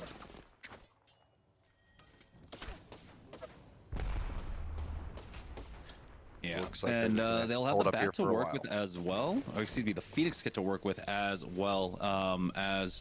That might not be signs for their economy, good signs for their economy right now. The ring does pull away over towards the rocks. A lot of people were expecting that as well. Unfortunately, just got stuck inside. Right now, though, Rice Krispies, what are their options? They have actually a lot to work with. They can leapfrog their way up from cover to cover to close the distance against the squad to their north. Is that... I'm trying to remember exactly what squad that was that lost that fight. Was it Team Pringles, I believe, that might be holding that position now. Stunny, considering going for that port, as the team have kind of relegated themselves inside inside of that caravan for now. But here it is, Stunny making the port to close the distance for his squad. It won't be able to get too far as Team Razer now playing gatekeeper here on the south side of the ring. There's another squad just ahead of them. Defensive bombardment has been used, but Hakulo now has closed a lot of ground here with that 301 connecting, almost cracking that blue armor now as he pushes up. As Hakulo, Mercy, and Zero Tricky, they understand they need to find a lot of kill points in this game here. Yeah, and they're going to continue to add pressure to this team over towards the left-hand side because it's only 40 seconds left. So there's plenty of time to get and take this fight, reset, and then make your way over towards the zone. But it has to happen now. And Hakulo may have to use his portal when this is all said and done so they can actually make their way in towards the zone. But it was a defensive bombardment. It was an aggressive one coming in for Team Razer. And the team that they're chasing seems to be Team NPL. On the ropes, all 3 blue armors just getting hunted and tracked down. But now with 15 seconds left, all teams have to reset, figure out how they're going to make their way in. So it ends up being a smart play from NPL. They were a little bit scared. They felt the pressure coming in from Razer, and they're just going to play it safe and try to 50-50 this rotation. Yep, here's the defensive bombardment out, though, as the zone starts closing on in. The scan is on cooldown currently for Mercy only as he gets scanned himself. As as MPL gets the knock onto C-Bond. And it looks like BLP were in the area trying to come in for that third party. And so you saw them calling that retreat on that one right now. RK, though, in a fight with Pringles. They survive for now. Stunny should get res very shortly. They do have that gold bag, I believe, as there we go. NPL getting the finish onto BLP, but the defensive bombardment will slow them down. Mercy only taking a lot of damage, but he does have that gold armor to work with. The port is there as well, but unfortunately they do not take it, as now they're just sliding down, taking a lot of damage from the ring. It's gonna be Pop-Tarts coming in from the third party. They were already in position here on the rocks. They are the ones that pick up all of these kill points. The value of these rocks in the high ground has been just put on show here in these last couple of games with all of these zone pulls, and Pop-Tarts has been playing phenomenal. Look at the amount of area that Fat Fruit Ninja is eating up with all of these fences. It was completely safe the entire time. It doesn't get much easier than that. The problem is you're not going to be able to loot all those boxes over towards the right-hand side. Maybe that gold one if you're lucky, but it's so risky. Blight realizing that he doesn't want to go and risk it. He's going to have to bubble very soon. So tough situation for Blight, only hitting cells there, want to conserving on his batteries. But this is a great situation to be in. They just have to figure out where the rest of the teams are. So if we could scroll through for our viewing pleasure and figure out where the rest of these squads are, it's going to help be able to figure out what Pop-Tarts is going to be able to do. They will have the port along with the bubble to work with as well. It's Team Rice Krispies playing off the rock, and then we have one team inside that train cart in the zone right now. So it's going to be important to try and force these two squads. It's two brains, one controller here in the middle Look at the armor swaps. Fight on the outside, but yeah, they might just get pushed from either side. And yeah, plenty of armor swaps for them as well to play off of. Here comes the ports out, as they are right on top of the building, on top of the train cart here. Done early by Lucas, so he has some time to go back if he needs to heal up, and that is exactly what he does. The only problem is he wastes his Q throughout all that, so he's going to try to buy as much time before he goes back through the portal. And Alex, instead of going through the portal, footing it over towards the side, and then they're going to make a late rotation over from the rock. So it's a heads-up play coming through, a nice little burst coming through as well. Yeah, they're just trying to delay this one as much as possible, hoping that the other team engages upon them. Team Rice Krispies now, though, we'll see. And they have made a very similar kind of rotate. The bubble has come down. 14 Pop-Tarts are just going to heal up, as the nade has made its way inside. Defensive bombardment has been used on the south side onto Team Rockstar, and they are, Rice Krispies, and they're taking a lot of damage. Stunny going to be forced to pop that bat here. But they do stay alive for now. Two brains, one controller finish off Team Pop-Tarts, but they got the trade. Tech has already gone down, and now RK once again coming in for that third party finish. And that's just the Rice Krispies special. It really is. Rice Krispies has been playing these end games perfectly. They're just rotating over towards the very end. Very last second, the two teams end up fighting. And it's two brains, one controller, unfortunately, that ends up in the God spot. And teams just collapse on that. And Rice Krispies is like, okay, we'll take that. It doesn't get much easier than, you know, playing discipline and waiting for these two teams to fight. That's exactly what you do when it's the three teams. You want to be the third party. Yeah, and I believe that's going to be 3 wins now across 5 games for Team Rice Krispies. But we're going to go ahead and take a short break to see exactly what the leaderboard looks like. When we get back, we'll have game number 6 of Series E. So don't go anywhere, guys. We'll be right back.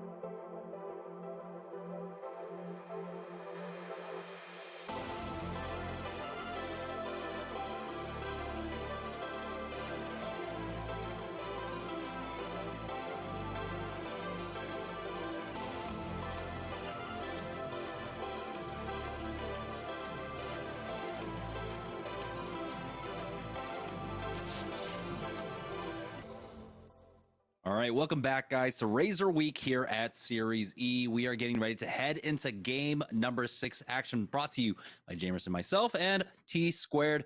Tom, it looks like Team Rice Krispies have found their form once again, and just in time, because their lead dwindled down to about 2 or 3 points before that last game, but this should be a huge boon for them. Yeah, it's because there's other teams getting towards the end of these zones and putting pressure on them. And 2 brains, 1 controller was one of those teams last game. So it was nice to see them find themselves in another end zone, just not picking up a lot of KP, because we see right now so many teams playing Gibraltar, so many teams playing Edge, makes it difficult. But Team Razer now finds themselves tied for second place, 21 points behind Jamerson. That's how well Team Rice Krispies Treats is playing. Ridiculous performance out of them, but really just all of our partnered teams coming out strong today.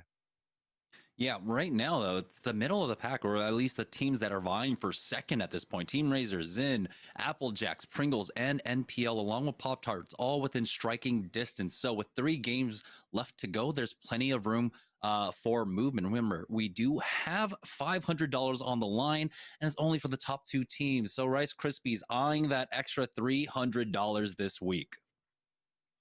Yeah, and I feel like they're getting pretty close. Again, I was saying one more big game, and it would have been tough for other teams to really keep the momentum up, but they let the other teams gain a little bit of confidence, which is what you can't do. So I'm glad to see them bounce back here and try to reestablish dominance in this lobby and possibly take back-to-back Series E wins on Tuesdays, which we haven't seen yet. So now Team Razer trying to put a stop to that during Team Razer Week, but it's ZIN again, which has been very impressed with gentrifying, filling in for, I believe it's, I'm forgetting, I'm having a little bit of a blank on Inhumed. He's filling in for Inhumed. Thank you. So gentrifying coming through and doing a very good job, because he's vibing out with the squad, playing aggressive and showing a very strong Wraith today. So it's been fun watching him play.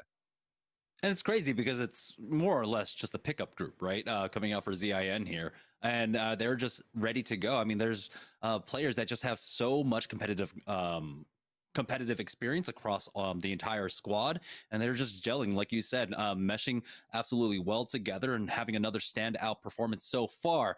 But they need to have 3 more standout performances here with that 21-point discrepancy up against Team Rice Krispies. Team Rice Krispies have been doing a great job, especially when it comes to playing the southeast side of these northern zones, of really taking very smart fights and really utilizing the positioning and then snowballing off of that. I loved what they did, both teams actually. In that final fight, right, in game number 5, where 2 brains, 1 controller were on the center, were in the center of the zone, but both teams tried their best to delay having to actually push in onto 2 brains, 1 controller, waiting for that third party. It was ultimately just that third party coming in from Rice Krispies, buying their time. They tanked the defensive bombardment, healed up, and then went right back on in for that as soon as they saw the trades. So we do have the Geyser beauty shot here. It's Team Razer that don't really come That's here. not Wait, where do they come land. here? No, that's not where they No, land. they But it go is Skyrim. Razer Week, and so we are just highlighting them for now. They are currently tied for second place with ZIN. Yeah, and I talked to my boy Ghost Ayami, had him code in a south circle here, so expect this ring to pull below fragment side on the south side, because there's no way it's going over towards Overlook and Refinery again. You are just tempting faith now, Tom. On board with Team Razer, as we can see, the hotspot is over at where 2 brains, 1 controller are going to be coming from. So I wonder if Team Razer maybe want to try and gatekeep against them to try and pick up whatever loot that they have. But yeah. See, this is what I'm talking about. The instant caster's curse. It's going to happen. We have another northern circle being shown on the map currently. Yeah, we're going to have to find out where this one's going to pull, but this is tons of interesting knowledge for our viewers, because you see a lot of zones rotate towards the south, but you see a lot of rotations over towards the north, not normally this many in a row. So it's going to be nice to compare the size of each circle and where it pulls to find out exactly where that one's going to be. And we can see it's more towards the fragment overlook side, which to me could be over towards the no-name spots. We'll see. There's also that blue truck ending. So I love seeing where these zones actually pull for the very end ones. But Razer not finding the best loot over towards the Skyhook side, Jamerson. Typically we're seeing like 2 blues and a purple already. Yeah, we said last game they were coming out of here with the worst loot, but this is definitely the worst loot so far now. There we go. Finally picking up a blue for Haculo. What else can they get here? They have been able to pick up some KP. Dropping over here at Skyhook as BLP find themselves in looks like an engagement. They have a team to their south currently right now, and they want to try and take it to them. As the scan does come out, the team does retreat on over to the platform. That nade should be a little bit short. We'll see if it does make a connection.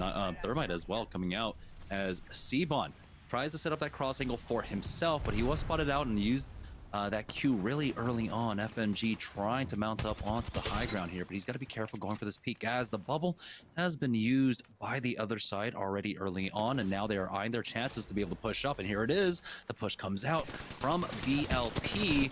They're trying to close in on them, but he's taking so much damage from behind, and oh no, Mo chances now with the armor crack. He does have that triple take to get the knock, and now it's going to be a 2v1, and they finish off this squad, who I believe was dropping over, what, a tree beforehand, and tried to go for a different one. Here comes Pringles, though. They use the scan over at No Name, spotting a squad out, but Casellas backs away. He does not want to try and push up onto that high ground, as we have Cheez-Its as well involved in that fight once again with AMG, but it's AMG to start it off, getting that first knock.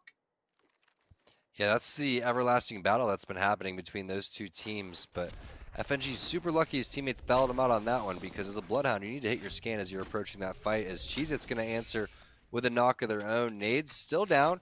May's going to have to pop a couple of cells, but we'll see if they can get the Thirst onto Knowles or where the final two members are on AMG. There's the Thirst coming through, so we should be able to call out where those players are, but that's not what you want to see. Purple and blue armor, plus your teammate getting knocked throughout all that. Now it's up to Strictly in a 3 versus 1, because they never got the Thirst. They should be able to get the res, and in a 3 versus 1 situation, you have to back off, play the banners. That's exactly what Strictly is going to do. Unfortunately, going to have to shoot that fence, so that's going to give away his position, and now he's stuck in a pickle, because these players should be charging the roof at him right now. Yeah, and he was so close to getting that purple as well before popping that bat. So he's going to play with 175 HP until he does pop that cell for himself, but again, it's about trying to recover these banners, and he's got about 50 seconds left to go. There we go, 57 on that Pathfinder, 40 or so as he gets mounted up on, and it's all 2 of them going to finish them off as we join Crafting still over here at Fragment East, and looks like they were able to pick up the beacon for us. So let's go ahead and take a look at the map to see exactly where this ring pulls. Yeah, it could be over towards the Fragment side. They didn't get the scan. We saw it was more pulling over towards that east side. May continue to go over there. Yeah, it was the other team that had the ring for us.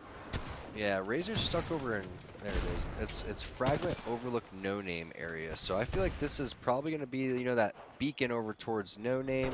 I think would be a good spot, a good bet. There's also the truck out there where the rotation is, but Crafting in a tough spot. That's a big EMP and grenades coming through at the same time. Everybody going to have to heal.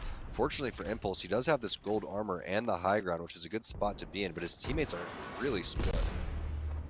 You know, a lot of Arc Stars coming out and make sure they couldn't push through the doors right now. It's Haculo, though, with that Massive out, not quite connecting with the shots. Finally hits on the 78, and there we go. They finish them off. Razer picking up very crucial kill points here. Remember, I believe what they're tied with ZIN currently, and so you need to find these very crucial early game kills right now. It is Team Pringles, though, making their push up. This should be AMG in their sights over here at Refinery. 100 sliding on down. Does have some nice cover to work with, as he will go ahead and use that port to get his team on in. Looks like they will elect to take the high ground position here. AMG are on the north side currently, actually split up a little bit. And so this is very, very scary for AMG right now, as Pringles moving in as a full 3-man unit. Nades out, scan onto 2. They will continue this push here, make their way into the building. 1 in the stairwell, 2 in the stairwell. A lot of damage coming out from that flat line. Instantly queuing there as he tries to back away. AMG about to lose 2. It's still a 2v2 right now in this fight, but Decoys has almost no HP behind him, as Casellas will get taken out now. And Stink He's got no armor, but he's got the Havoc with that turbocharger. Doesn't quite connect with the damage here. Takes to the high ground, drops right back on lower with that battery out, leaving Hundreds by himself up top. Hundreds will get the knock on to decoys as this fight does persist, as Hundreds is now dropped down to one shot here, but Stink has rejoined the fight. The Q was used. The pings are coming out as well. A little bit of a loop-de-loop here, but he goes down to Einol's. And so Hundreds, with that armor swap, he does have, the purple to work with. The bubble is used for that res. Here comes the push out. The flatline does connect now, and he should have the HP advantage. The swing around to the door, backs away from that one. Tries to get the thirst here. There we go. Finishes him off, and he will be able to recover for Team Pringles. Some great map movement there from Hundreds. Trying to juke out the opponent. Does so. Doubles back. Gets the Gibby. Like you said, get the res as well. Hackula with an amazing spray there with the 2x R301. Going to drop one player. That's going to be Zach Mazer. That's a big team and big player to eliminate if you're able to. Gets the finish as well. Teammates in the vicinity, are they going to continue to challenge, or are they going to be able to grab this banner? Will Razer continue to add pressure? They can pour it after them if they want to as well. They are funneling them all the way over. Luckily for them, they have the movement speed coming out from the Beast of the Hunt to create more ground, along with the scans to have that information. And so they just give up on that good scan coming out there from Mercy Only, just to double check in case the third party was coming in. But they are safe to loot and get on out and start making their way on in and try to maybe catch them off. They know that the rotation was going over to Skyhook, and so this move to the north might be the play for them. Yeah, I love the way that they're able to collapse on damage like that, and they showcased perfect discipline in terms of leaving that thermite and saying, okay, if they're leaving this hard, they're not going to double back. Let's just hold this area, but they're not going to leave it completely because, again, the standings are right on top of one another with these two teams, so they have to at least respect the banner, sit on it for a little bit, make sure that they're not able to get Zach back in the game. Make sure that this is just a two-man squad for ZIN instead of 3 people. But 2 brains, 1 controller. Slow start, starting to pick it up over since halftime. Maybe game 4 and game 5.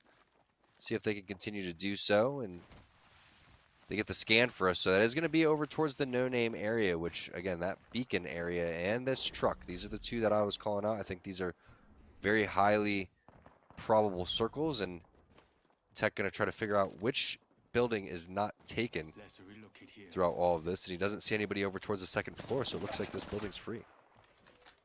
Yeah, he did take some damage coming on in, as we do have a full squad over by that respawn beacon, so he's going to be careful here, as he will go ahead and take control of the northern side. We have the defensive bombardment coming out, though, from that Gibraltar, which is kind of surprising. I feel like used a little bit early on, unless they are just trying to keep them corralled in here. We do have the EMP ready to go for Tech as well to slow down any pushes coming in, as they're just going to go ahead and set up that Watson ultimate early on just to get the early fences. As Team Razer still here all the way on the west, they want to finish off the rest of ZIN. There's only 1 player remaining for that squad. We'll see. I believe, was it Naughty? Is the only one remaining for them. And so they should be able to finish him off once the next scan comes out. Great job there by Razer. Again, the discipline, they left the tag. They hung around, but they also predicted where the rest of ZIN was going to go, and now they're just picking them apart one by one. And this is how you go and you play the edge. You look for these skirmishes, you find them, you catch one player out of position, and that's how you get all of your KP. And then sometimes teams will just continue to send it over and over, but since you're so clean at team fighting like Team Razer is, you can reset and then win another one right after that. So that's why Razer's been so successful in multiple facets of the game. They're not just a team that can play edge, they can set up in the middle, but they also really thrive in certain situations towards the very end game. When there's 3 to 5 teams left, they got to make a big bubble play and win the fights. We've even seen them take on big 2 versus 3s against teams like 2 brains 1 controller to win games that we didn't think they would. So Razer now starting to heat up a little bit, and rightfully so. They're going to need to with Rice Krispy Treats having such a good day so far. Team NPL, I was going to say, being a little bit greedy, controlling both of these chokes here, but they do squad out a squad. And Bambino, you saw excellent usage of that scan as well. Nades coming out from either side, but it's the high ground angle. Oh, until Bambino gets tagged from behind. He did connect with one of his nades, though. And so that'll slow the team that's, of course, at the bottom of the hill. But it's the sandwich that they're trying to avoid. And so that's what they're going to do. The bubble is out, buying time for that port. They should be able to get out to safety. As it looks like Nestle Pure Life will go ahead and recover here. Unfortunately for them, they will not pick up the kill points that they were looking for, trying to play that gatekeeping position. Yeah, but those two teams may end up fighting a little bit later on, so you could just chill here if you're Nestle Pure Life. You're also closest on the rotation to where you need to go on the no-name side, so this isn't bad. I really like that portal coming in from Ronnie, heads up play to relocate, because it was greedy playing both of the chokes like you said. If another team rotated over towards this side, you saw how weak they were and discombobulated. They could have got third party from multiple areas right there, including the area that they're shooting right now. So a little bit risky for NPL, but still they need to put up a lot of points, and they realize with such good performances from our top teams right now that they're going to need to step it up themselves. So now Ronnie just going to continue to charge up his Evo shield with this triple take. We see what Team Rice Krispies doing in first place. They're setting up over here, playing edge. No surprise here, but not rocking a Watson, so don't expect them to be camping inside any buildings anytime soon. They're playing an aggressive play style with this Gibraltar. Ooh, hitting with that charge rifle onto the arm shield now, as Sung is trying to get the angle, spots him out. It's for the 21. He's getting closer and closer and getting some really good damage off here. As now Team Razer here in Frag East. It's a nice zip jump. Doesn't get the full connect with that massive though. And now he hops into 3 of them as they just finish that team fight off like it was nothing.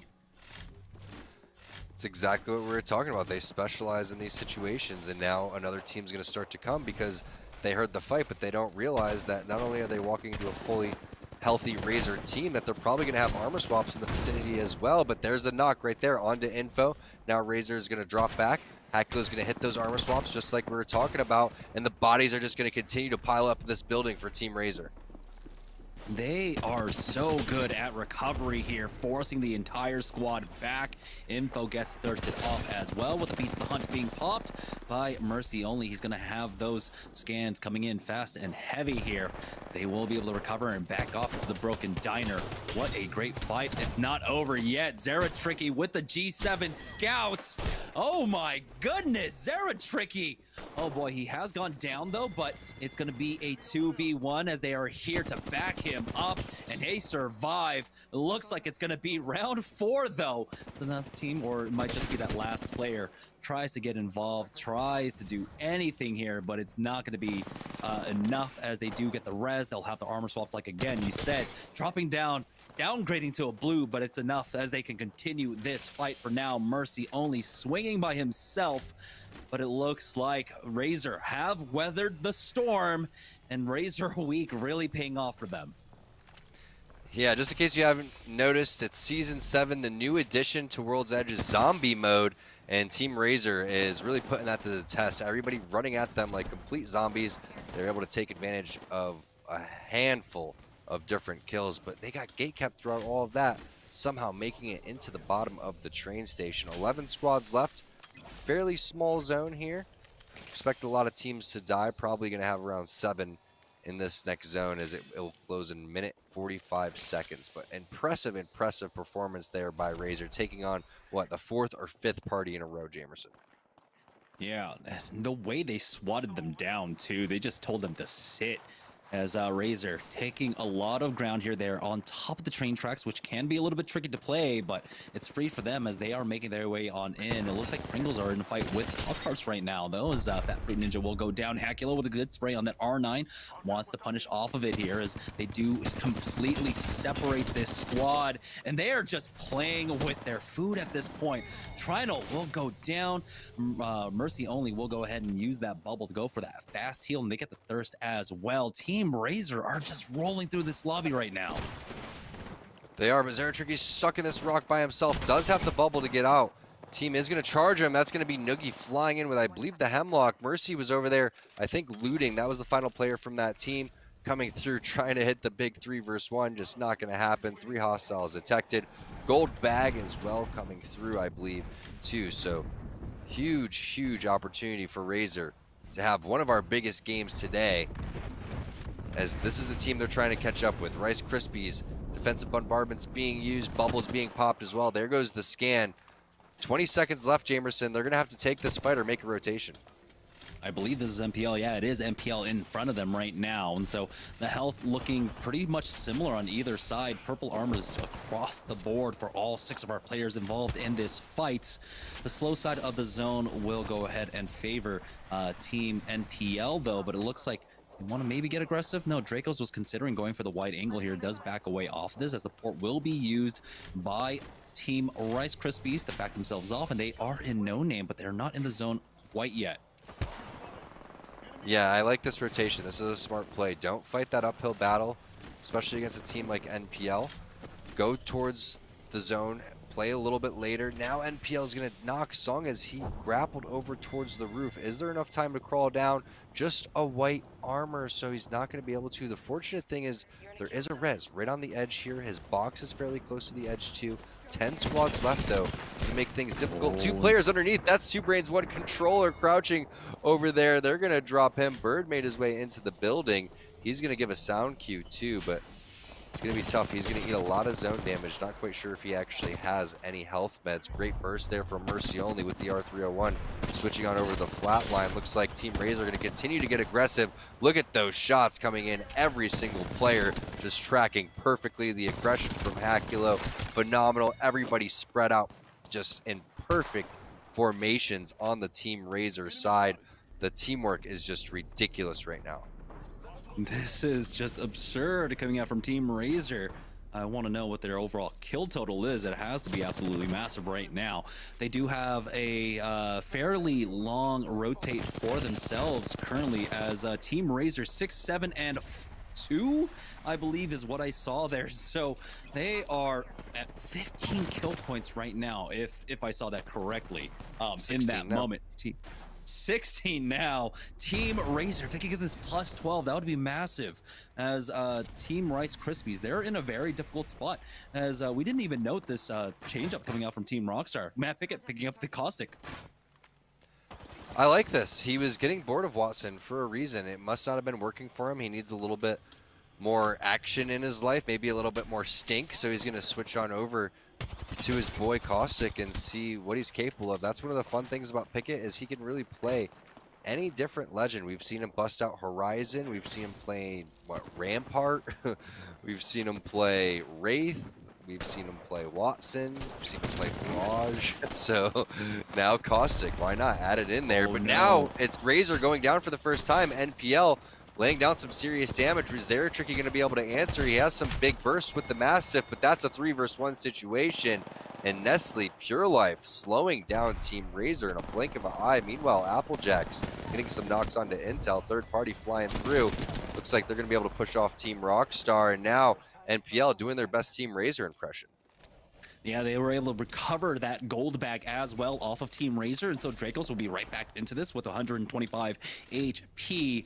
As the scans do come out, we're into the final 3 squads. Slow set in the zone for MPL to work off of as well. And the Beast of the Hunt will come up for Bambino, which will be very crucial coming into this final fight to really figure out where both squads are going to be pushing in from. It's Team Pringles up as a full 3 as well for now. And so they do have some ground to cover, but the port is there for hundreds. We don't know if Stink has his defensive bombardment or Casellas' Beast of the Hunt. And so that's going to be very important going into this final engagement. Scan comes out as it's surprising hundreds finally going to go ahead and pop that syringe. They have plenty of time to work with, 40 seconds here. Enough time to come up with a game plan for this final fight. Yeah, and keep in mind, Pringles won our game when it ended on the refinery side over towards the jungle gym. They got the high ground and played that one fairly well, but if Pickett could show us if he has his ultimate, that's going to be key towards this final zone, because he's right on the edge here. All he's going to have to do is lay a couple more barrels in the vicinity, and he's at 80%, so it's going to come up right as this zone is closing. They're on the slow side. If Pickett can just hold off right until that thing's up, that could be the deciding factor here, because we don't see any Watsons in the lobby right now.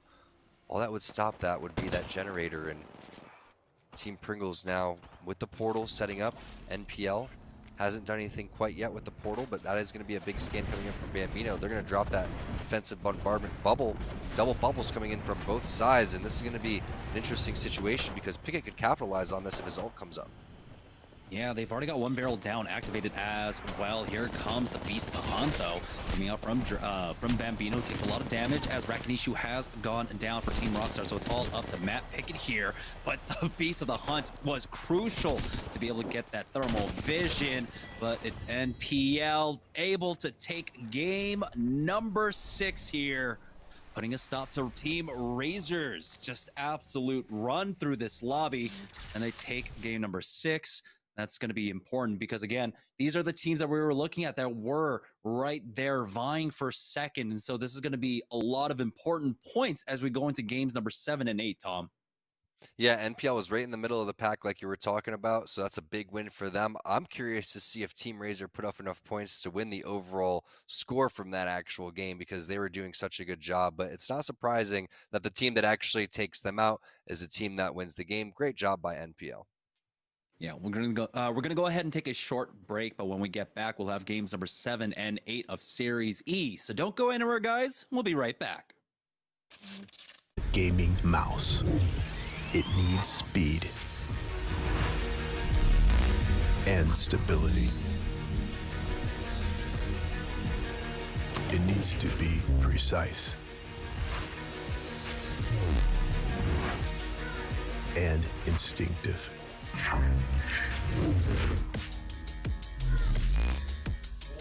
It needs to be light but strong. It needs to be reliable and swift. It needs to last. It needs to be ready. It needs a name.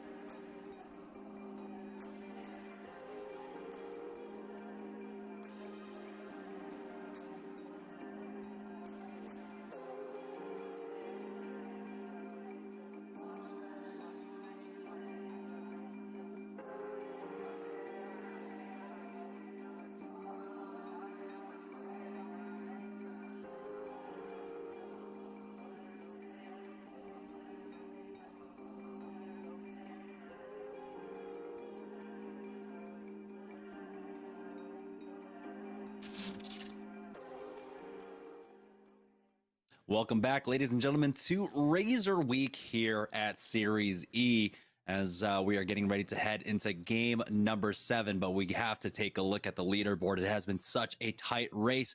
Team Rice Krispies maintain their position at the top, but once again, their lead has been cut down to 4 now. Team Razer with a massive game number 6. Yeah, and NPL's starting to catch up though. ZIN, Pringles, Applejacks, everybody really in striking distance. When you start to get down to that top 7 area, like Popstar, yeah, Pop Tarts and Rockstar, that'd be an interesting combination, right? That's where it starts to get a little bit out of reach because we only have a couple games remaining. But anybody in that top 6 area could still necessarily take this one. Team Razer had 16 kills in the last game, but they ultimately ended up in the 6th place position. And so very, very little placement points, but so much KP has really allowed them to catch up here. And I think this has been the name of the game, or the story of today. Team Razer have been playing this very aggressive style now, no longer really trying to play more of the center zone. They've been really proactive in the early and mid games, which is why they have 16 KP in that last game. Yeah, and you just love to see when Team Razer is firing on all cylinders. When that third party, fourth party, fifth party came in, we were talking about it happening. It happened maybe a couple minutes afterwards where a team thinks they're coming in at the right time and they're not, because nobody even gets knocked sometimes on Team Razer. Not only that, they're only 1 armor swap away from being full again, and they're going to have 2 more armor swaps on the ground if they want to, and they're so fast with the armor swaps and pushing and calling out that it makes it so difficult to win these fights. And then you add 3 more armor swaps and 3 more.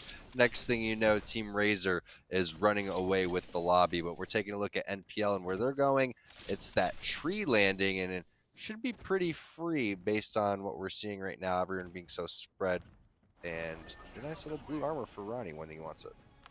Yeah, I really want to touch point more on Team Razer. This is a squad. Oh, what?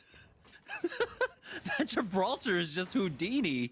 Just got right on out of there. Hakulo missing that massive shot, strangely enough. But yeah, this is a squad that you and I have been able to kind of like watch their growth, right? We saw them play in like a monthly tournament like a couple months ago, and since then they have grown so much. Mercy Only, right, was playing exclusively their Watson, and a lot of times found themselves in the tail end of like 50-50s where he would be able to clutch up and such. But I mean, it's every single player on this roster right now that have been doing such an amazing job until we have that one little fluke there with the nade. It's okay, we'll forgive you, because right now you guys are absolutely slaying out Team Razer.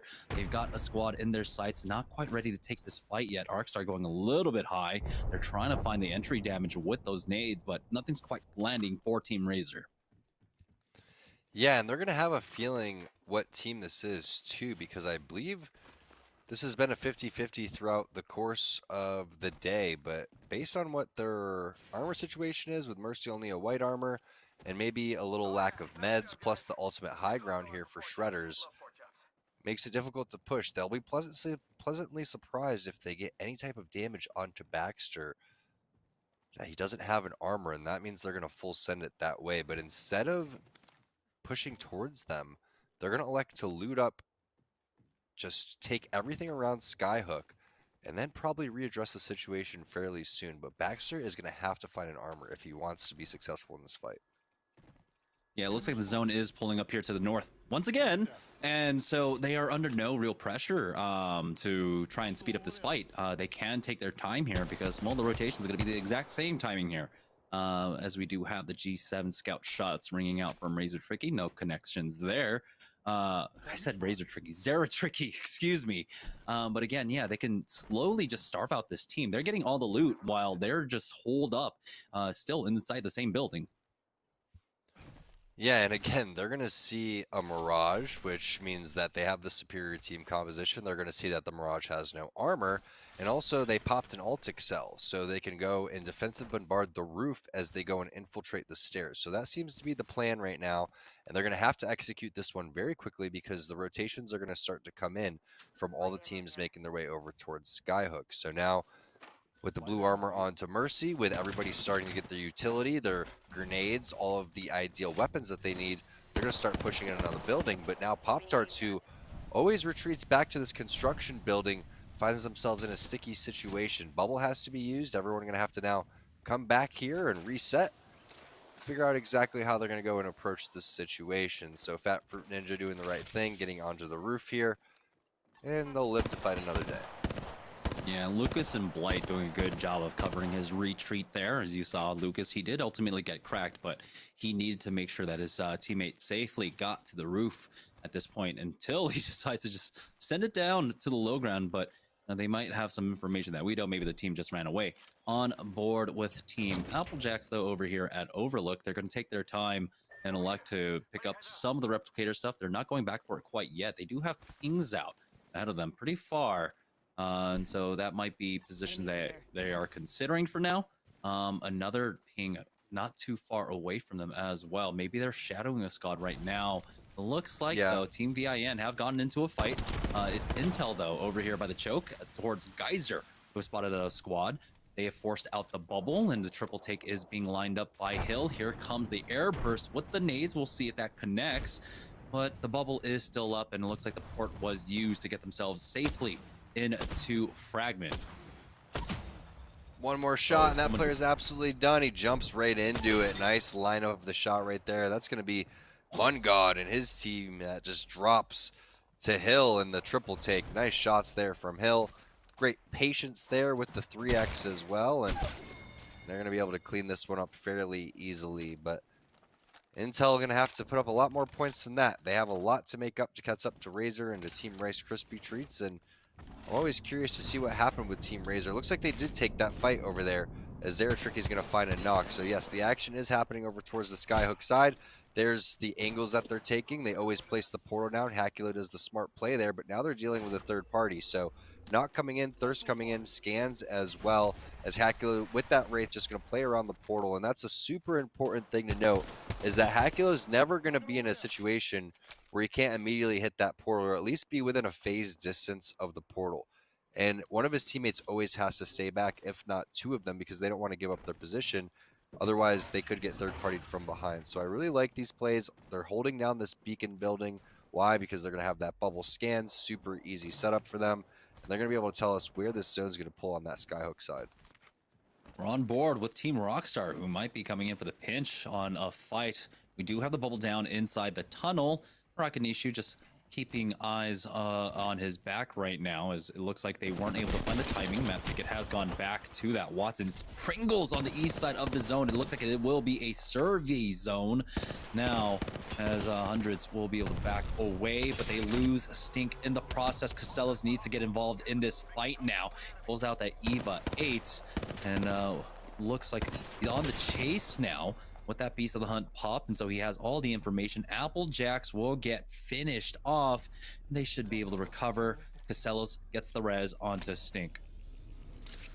What a job there from Casellos and Hundreds, and I'm sure Stink did some stuff too, but really when you see Hundreds takes maximum damage and hits out with his Q, that's all you can ask for, because those players are going to get a little bit more desperate. They're going to take more open angles, and also you have to assume that Hundreds did a lot of damage throughout that as well, and that's why they're able to win that one. But Casellas flies down, hits some amazing shots. I believe it was with the Volt.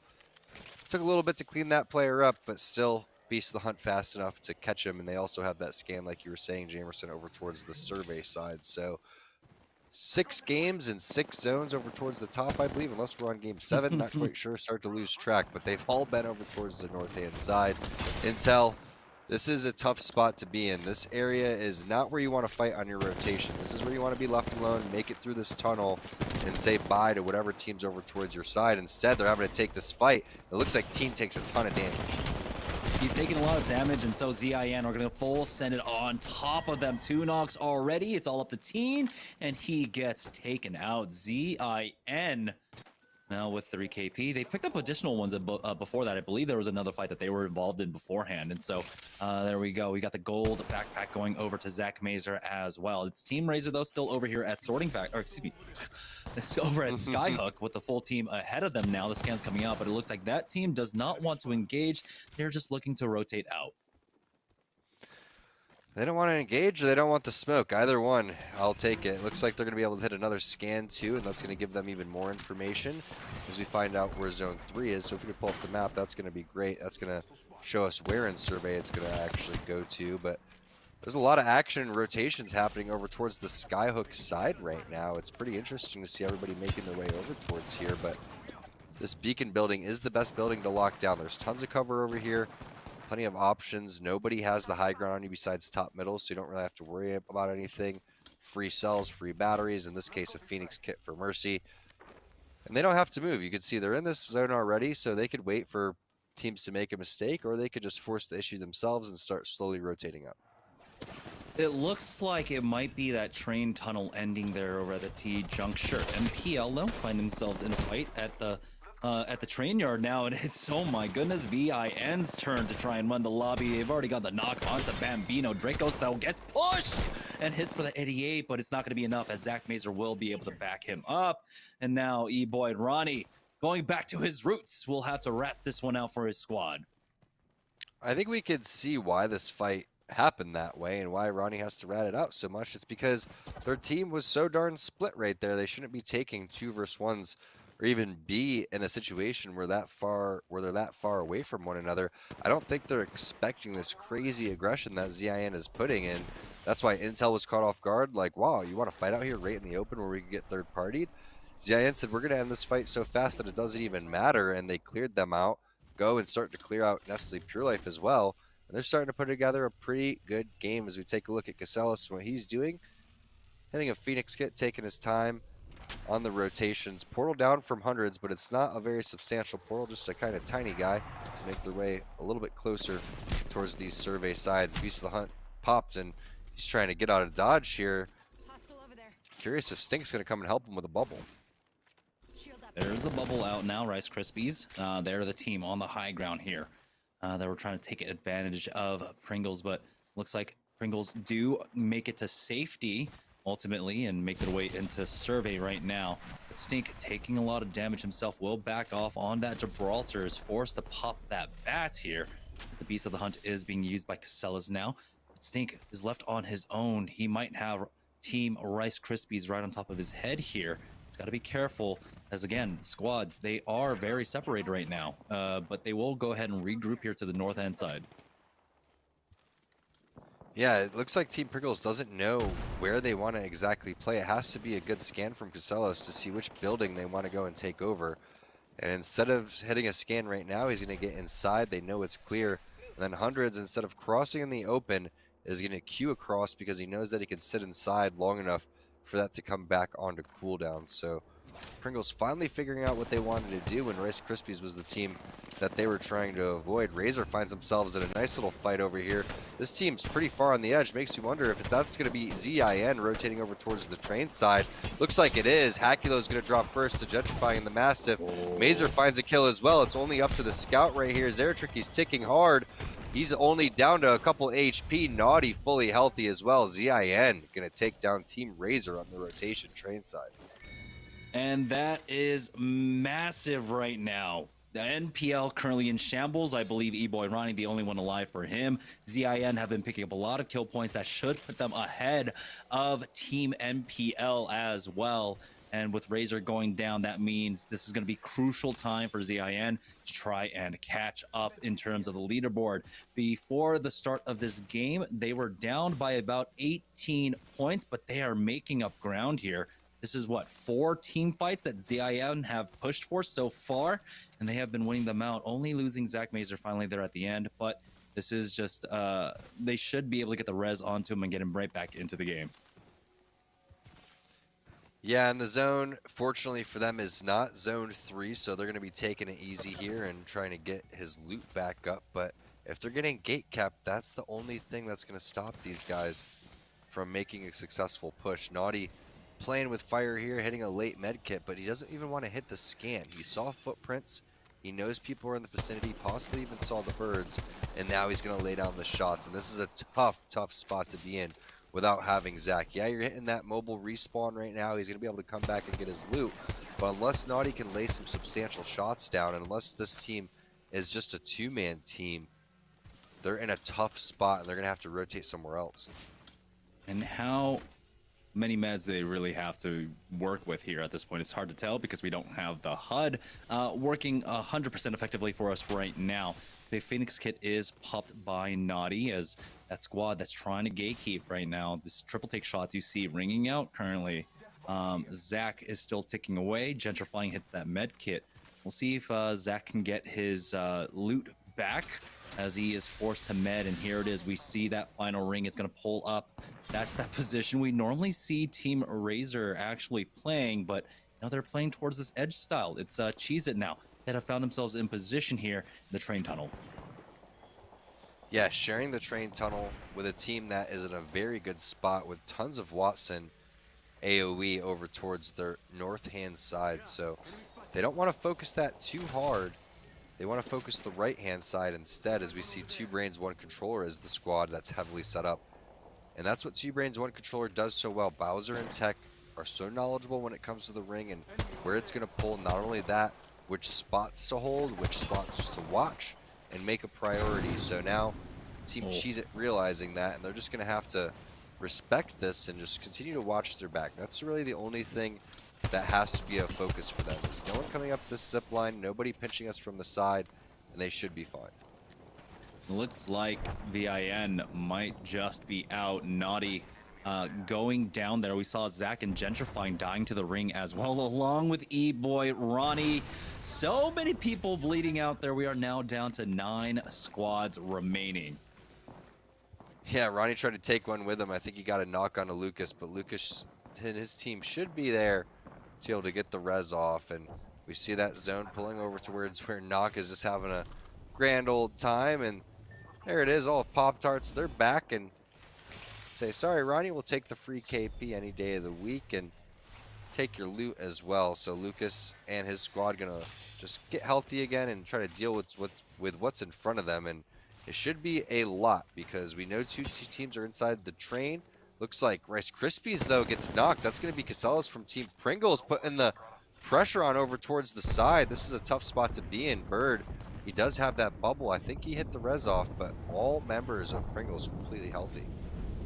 Yeah, and if Team Pringles can take out Team Rice Krispies right here, right now, that is huge for their chances at fighting for first place. At this point, they're currently, I believe, in 5th place with 58 points now, but oh no, Hundreds misses out on that damage. And now here it comes the massive of Casellos, and it's not enough. Rice Krispies survived. No AMG are here for the third party. He finished that one off.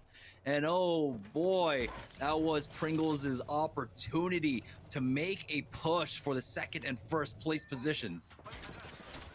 Great third party there by AMG, though, by the book. While this is happening, one team that's a little bummed about not being able to pick up any KP is going to be 2 Brains 1 Controller, but they're just going to wait this one out. The thing about getting into these situations is if you put yourself there in this top 7, top 5 area, you have to finish off with a W. You have to get some KP. You can't run stale on your fights. Again, everyone's going to be coming at you with purple and red Evo armors. They've been fighting a majority of the time.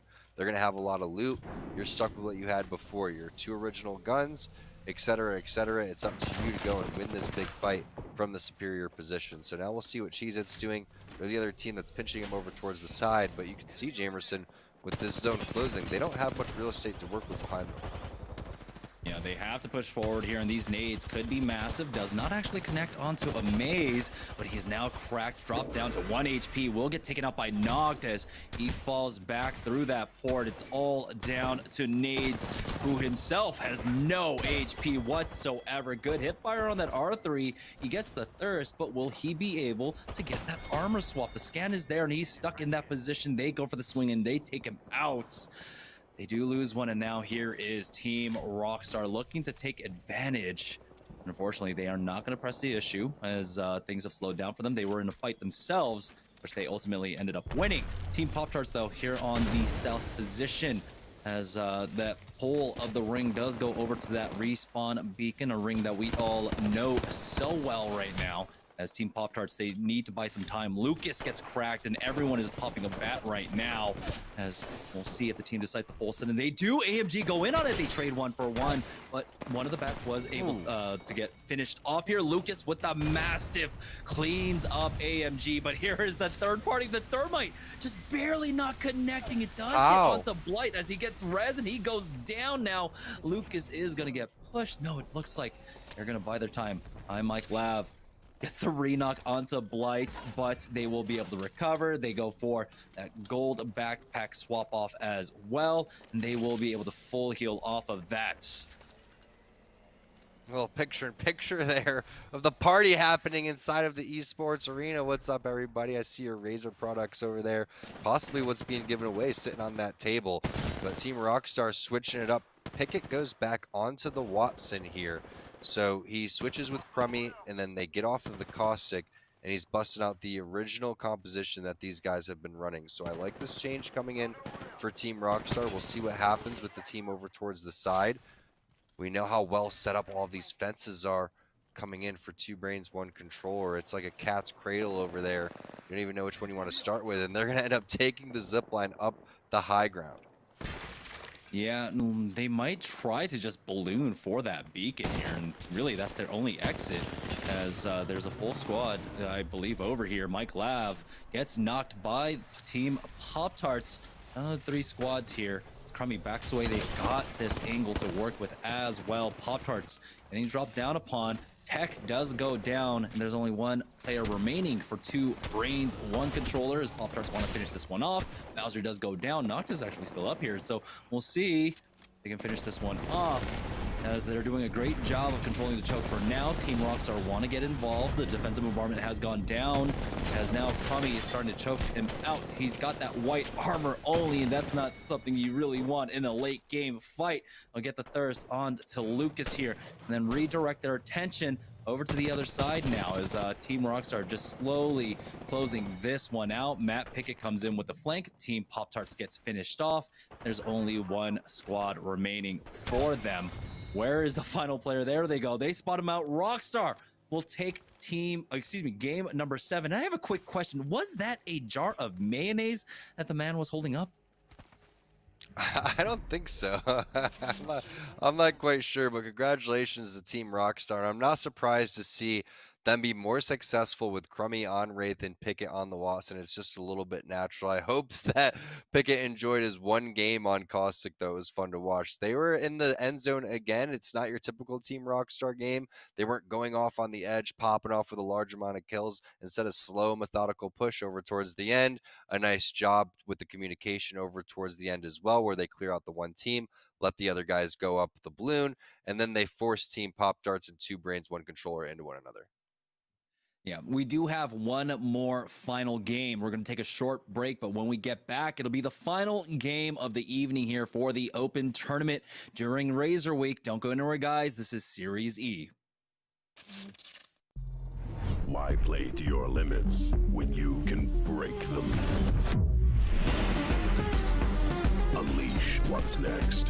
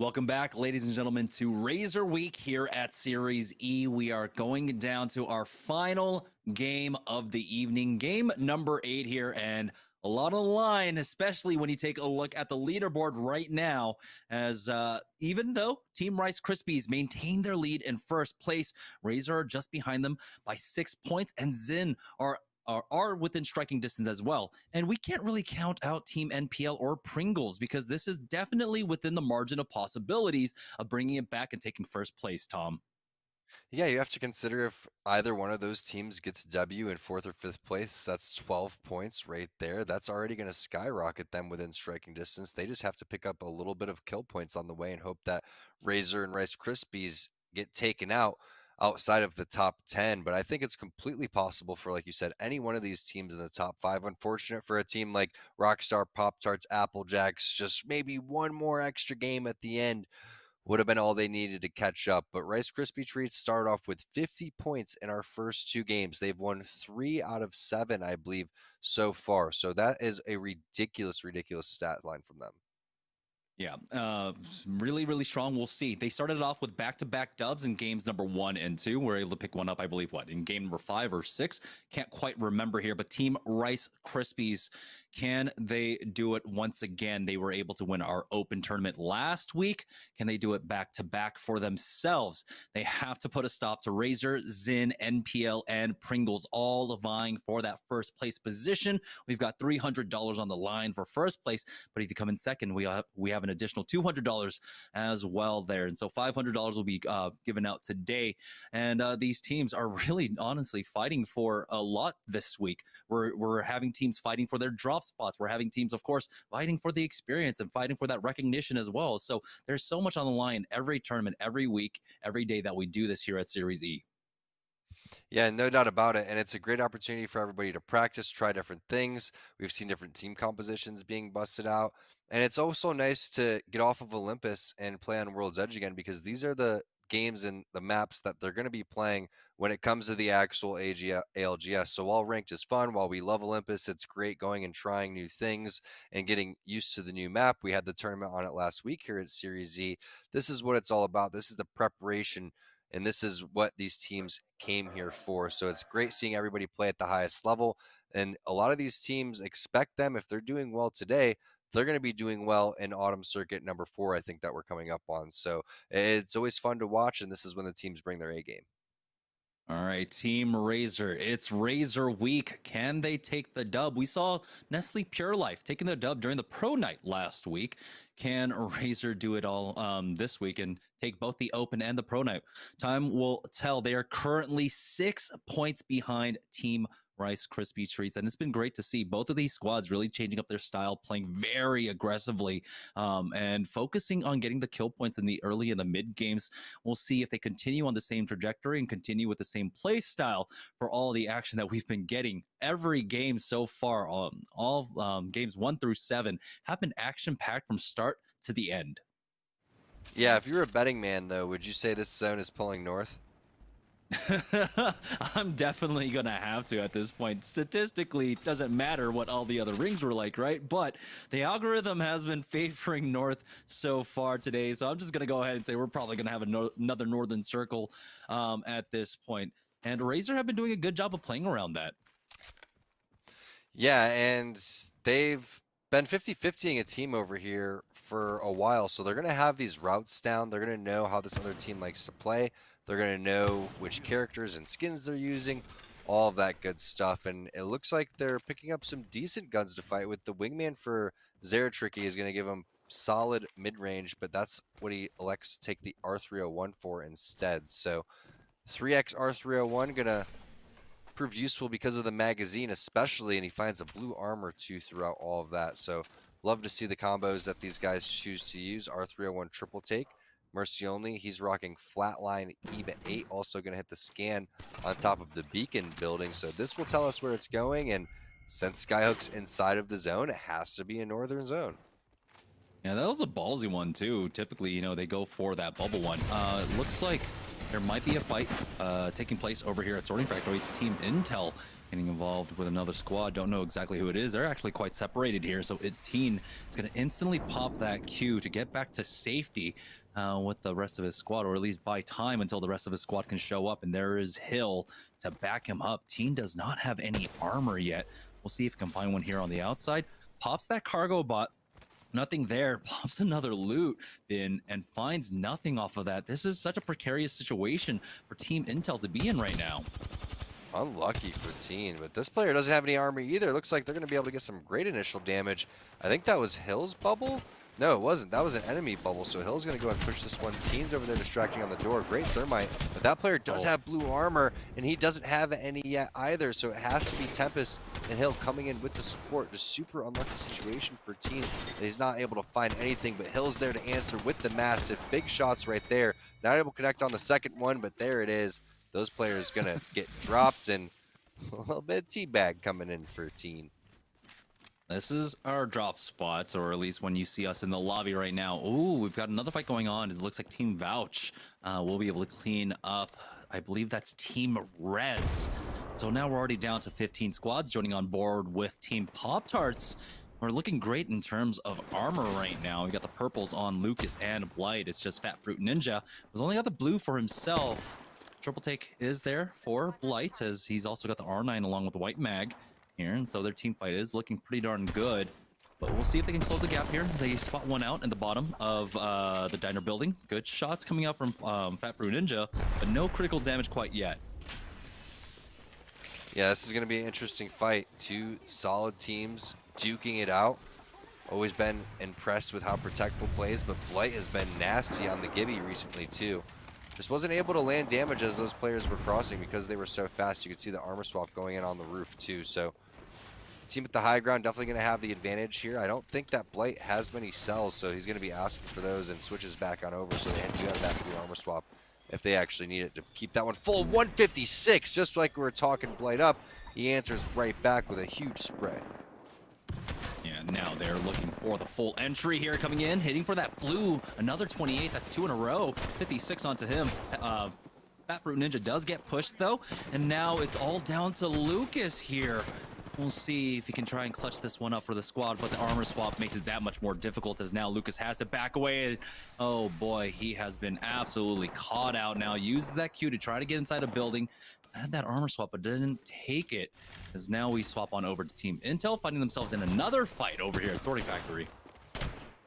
Yeah, and they're going to be able to finish off the rest of Pop-Tarts. Klain is going to get the knock right there, though, onto Teen. So Teen just not having any luck this game. It all started without finding any armors, and now he gets knocked again there. Stink going to get a finish there.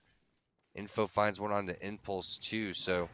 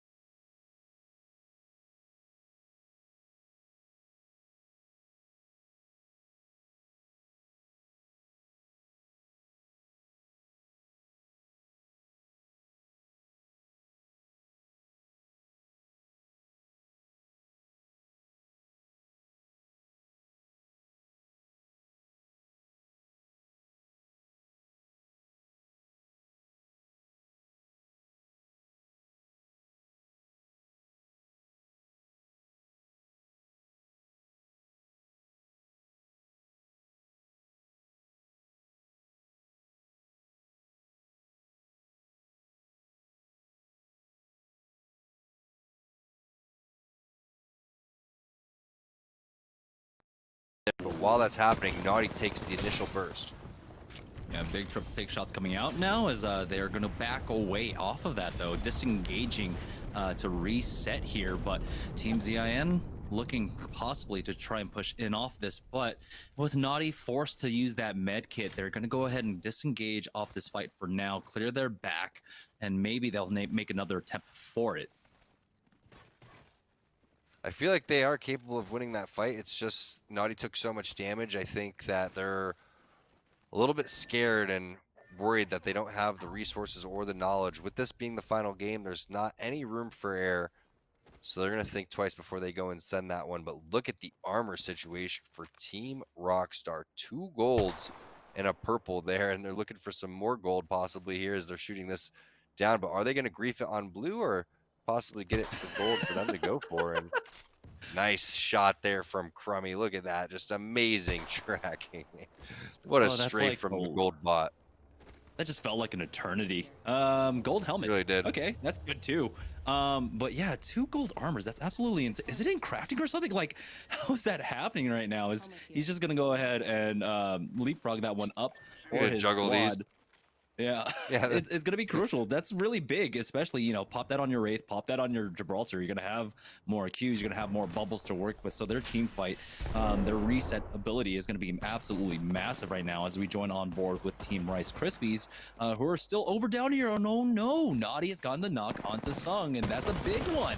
As VIN, this is one of the teams that they want to knock out. They've already got the knock onto Bird as well. It's all up to Stunny. They got completely caught off guard by that somehow, and Stunny will get finished off. And so their chances now playing for the top position is in jeopardy here. Yeah, now Team Razer's loving that. So they're going to be looking at the kill feed and seeing that Rice Krispies is eliminated. But unfortunately, it's the team that is right next to them, ZIN, that they need to worry about. So now Razer realizing the situation, they have to get points on the board. Not only that, they're going to have to take out ZIN and hope that they don't have a pop-off game. Meanwhile, we're taking a look at what's going on in the back of Refinery here. Hundreds is going to drop to Strictly from Team Cheez-It. So Team Cheez-It and Pringles, battle of the snacks going down over here in the zone, far into the zone, Jamerson. Makes me wonder what these 2 teams are even doing back here. I don't know what happened to my casting career. Now we are here casting it Team Cheez-It, Team Pringles, the battle of the snacks. Yeah, Cheez-It tried to go move forward there. Strictly has to be careful. Did use that Q right into another player as the scan is there, giving him valuable information. Doesn't go for the peak yet as we join on board for another fight. It's Team Rockstar fighting Team Intel. They've already got 2 knocks. Tempest and Teen are gone. Rakanishu takes a lot of damage, but they'll be able to finish that one off as Matt Pickett will finish off Hill in that fight inside the train tunnel over towards train as we join on board with Team Pringles. Hundreds, his banner is starting to run out and they're so far away from it as well right now. They're just caught out in this non-ending fight up north as ZIN get themselves into another fight, pick up another 3 KP, and so now they are in prime position to try and take first place. They just get rid of Team Razer here. There's the rest of the push. Pringles losing Stink. It's all up to Casellas in a 2v1 bubble fight with the Mastiffs out. As it looks like, did they just trade away? They did, but Nades is still up and he'll be able to res up his squad. Nice job there by Team Cheez-It, finishing it off strong, trying to make their way over towards the top 10. And have all of our partner teams finish over towards that side. We'll see if it does happen. But Amay is going to have to pop a syringe. They're going to have to pop that bubble res as well and hope that no other teams are within the vicinity. But no, this isn't Team Razer inside of the train area. It's Team Rockstar, and this is a different train tunnel that typically gets held. But drone detected, you know what that means. That's going to be tech in the vicinity. And 2 brains, 1 controller. They tried an old strategy of dropping your armor before it blows up, but that's definitely not fast enough. That's the old school way to do it, but not the new school way, as we see where this one's going to pull over towards. And I'm surprised to see the pings going down over towards trade. I don't think it's going to come towards this side. Yeah, it's still good habit. It denies the damage for the Evo shield for tech, and also just doesn't give away the information. So Team Rockstar, they are sitting absolutely pretty right now to try and continue to play here in a safe position, on almost an edge position as well, as the zone is pulling over towards train. Yeah, we haven't seen one of these circles in quite some time, and This is the most central circle that we've seen, and the least north circle that we've seen so far today. Sadly. Yeah, sadly. I'm interested to see a scan happen right now so we can find out exactly where zone 4 is going to be. But a lot of gatekeeping is going to happen right here. And they're going to continue to lock this down because if they can just make sure this entire side is clear, they can focus on what's in front of them and then focus one team right into another as we take a look at what's going on with the Ratton situation. ZIN, though, looking healthy. They got triple purples. Really solid combination of guns here for Zach as well. And I believe, if I'm not mistaken, they could have a gold bag, unless that was last game. Yeah, I'm trying to rack my brain, and I can't quite remember. That might have been the last game. But here we are on board with 2 brains, 1 controller. And this is going to be a train zone. It could be on that wall that they were pinging. We've seen circles end there quite frequently in the past. We haven't seen that many train zones ultimately. As we do join on board with Team Razer, they've got the Kraber in the hands of Mercy only. He needs to find some damage with it, though. They're still sitting on triple blues right now. They've got a squad to their south as well, hitting for the purples. Not quite what you want to see, but they have the tools to try and find that opening frag. 1 headshot coming out from Mercy only will be the entry that they need to try and push this squad. Yeah, they're going to need to pick up a couple of kills along the way. Just 1 or 2 squad wipes is all they need to get the points necessary to win this if they can continue to add placement points on. But looks like Lucas doing his best Pop-Tart impression, sitting in the sun, bacon in the corner. Don't burn yourself too hard, Lucas. One likes burnt Pop-Tarts. Why? It could be a solo. It could be another solo as he does get scanned out. But oh boy, never mind. JK. Oh, it's Team Cheez-Its here who spot that out. And you know, Dreidel in chat did excellently point out that Pop-Tarts are not snacks, they are breakfast, and so they do not fall inside the battle of the snacks category. I don't know about that. I think that it falls into a snack because breakfast could be at any time of the day, okay? So I don't consider breakfast just a morning time, and a lot of us don't wake up until 3 in the afternoon anyway. So we should be able to eat whatever we want, and I'm not putting labels on it, but I do appreciate your attention to detail. Meanwhile, AMG, they're going to get knocked out by Knock and 2 Brains 1 Controller, and 2 Brains 1 Controller seems to be one of the only teams over here besides AMG locking down train station, which is kind of interesting because this is where the zone's ending. Yeah, this is one of the later games that AMG were able to experience so far in today's tournament right now as Sleepy Panda gets finished off by a maze. We're down to 7 squads, 19 players remaining. And so I believe 1 rep quite possibly still remains here as 2 Brains 1 Controller doing a great job of just controlling all of train station for now. I think that's just because everyone else has given up on the spot as we have the next ring coming up and it will. Oh, Mercy, knock on to Zach. We have to go to Razer. That is massive. This is huge. That's the team that they need to get the knock on, but are they going to desperate too hard for this? 123 on the player over in the top left-hand cart.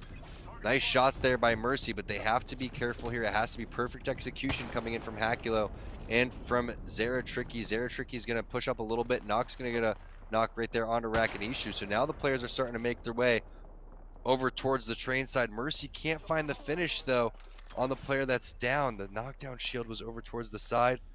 Can they spot it out? The reload coming through. No finish quite yet onto Zach. There's the bubble, which means the res has came back up, and they haven't been able to find the finish still. So they're going to be able to escape with their life. Nice reset coming in for the ZIN squad. And Mercy definitely striking fear into the opponents now. Doesn't hit that shot, but nicely lined up.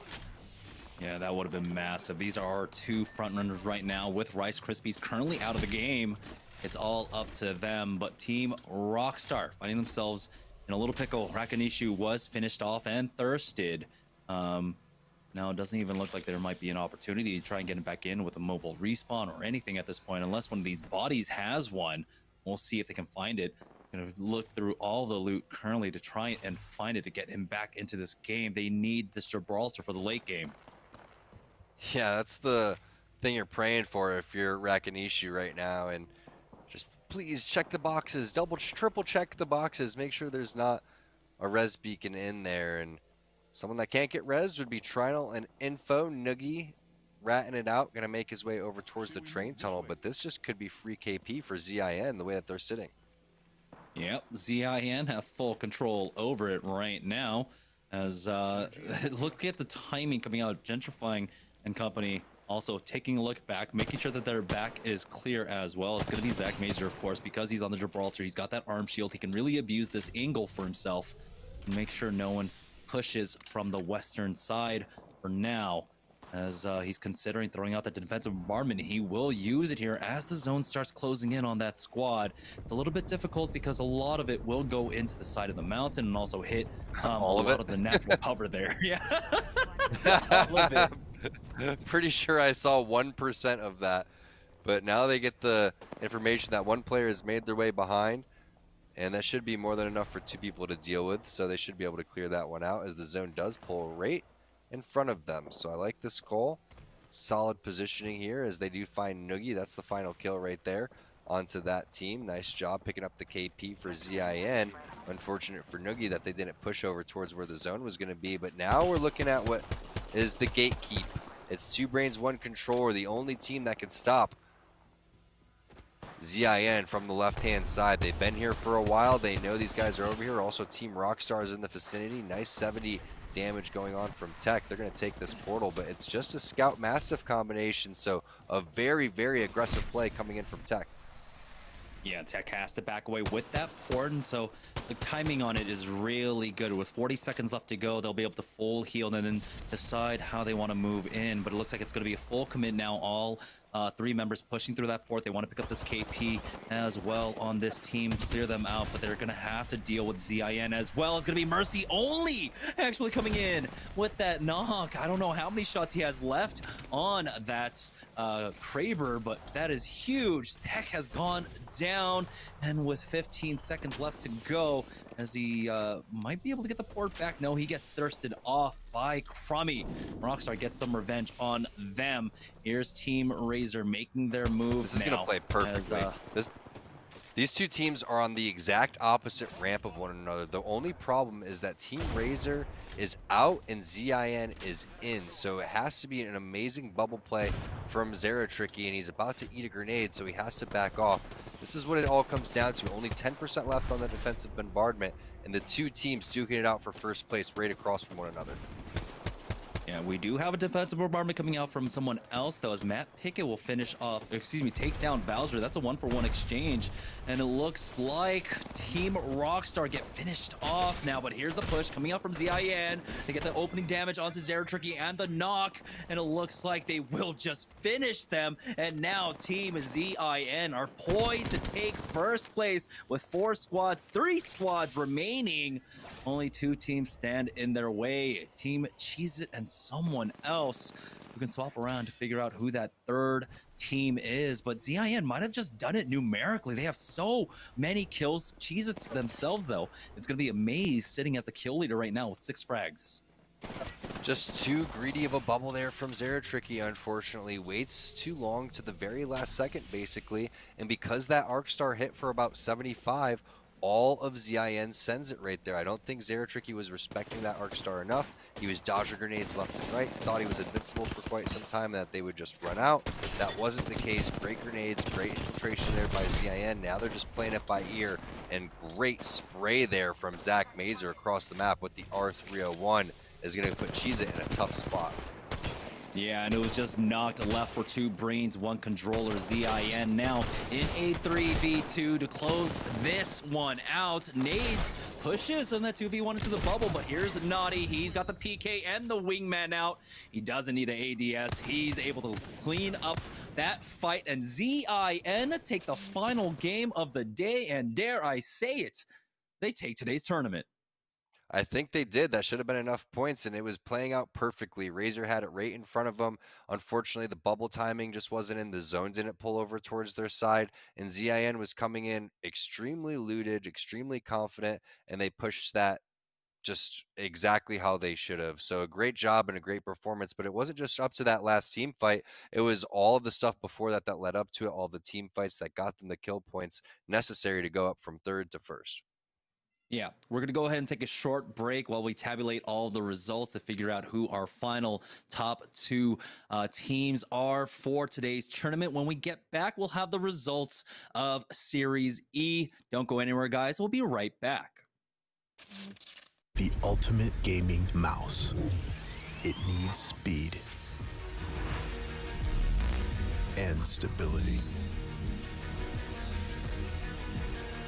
It needs to be precise and instinctive.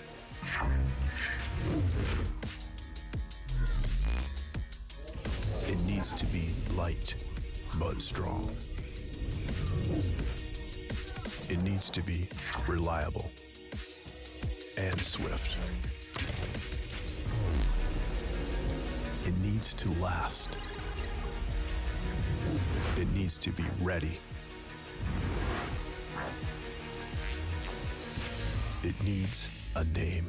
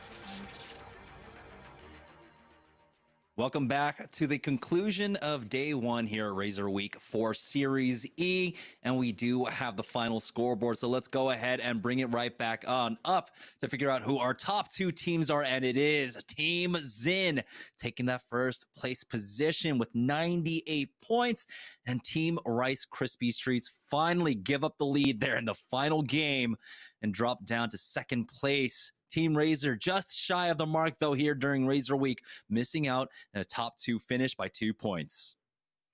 Yeah, we saw right before the break ended some disappointed Razer fans in the crowd at the esports arena area. Unfortunato, but still third place, pretty solid. And Team Rice Krispie Treats put in on a pretty solid performance as well. But it was ZIN in that final game that really put it together. Just an aggressive game coming out from that squad. It was Gentrifying, Naughty, and Zach Mazer putting on just a phenomenal clinic. Congratulations to them. Congratulations to all the teams today that played in the Open. And keep in mind, it's free to play. Anybody could play in this Open. First come, first serve every Tuesday, Jamerson. Yeah, and the important part is to note exactly how ZIN did it, right? And while they did have a smattering of really good results in terms of placements, right? 7th, 2nd, 4th, 3rd. The second half of the day wasn't so great in terms of placements, but all day long, they were absolutely fragging out 4, 12, 8, 9, 13, and then 13 to finish it all off.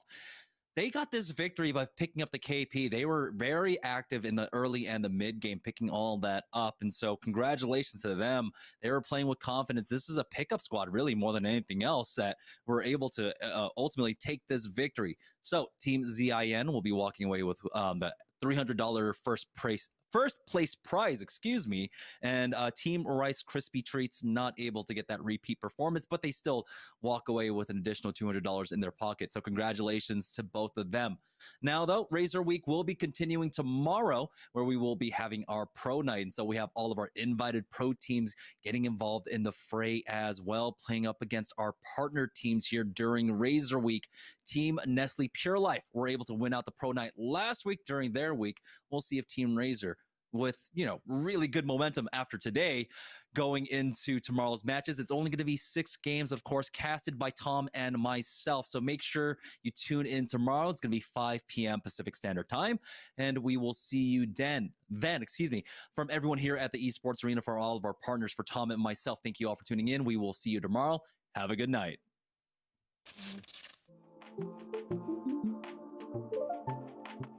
Hi guys, my name is Mercy Only, and I play for Team Razer, and this is what I game on. This is the Viper Ultimate.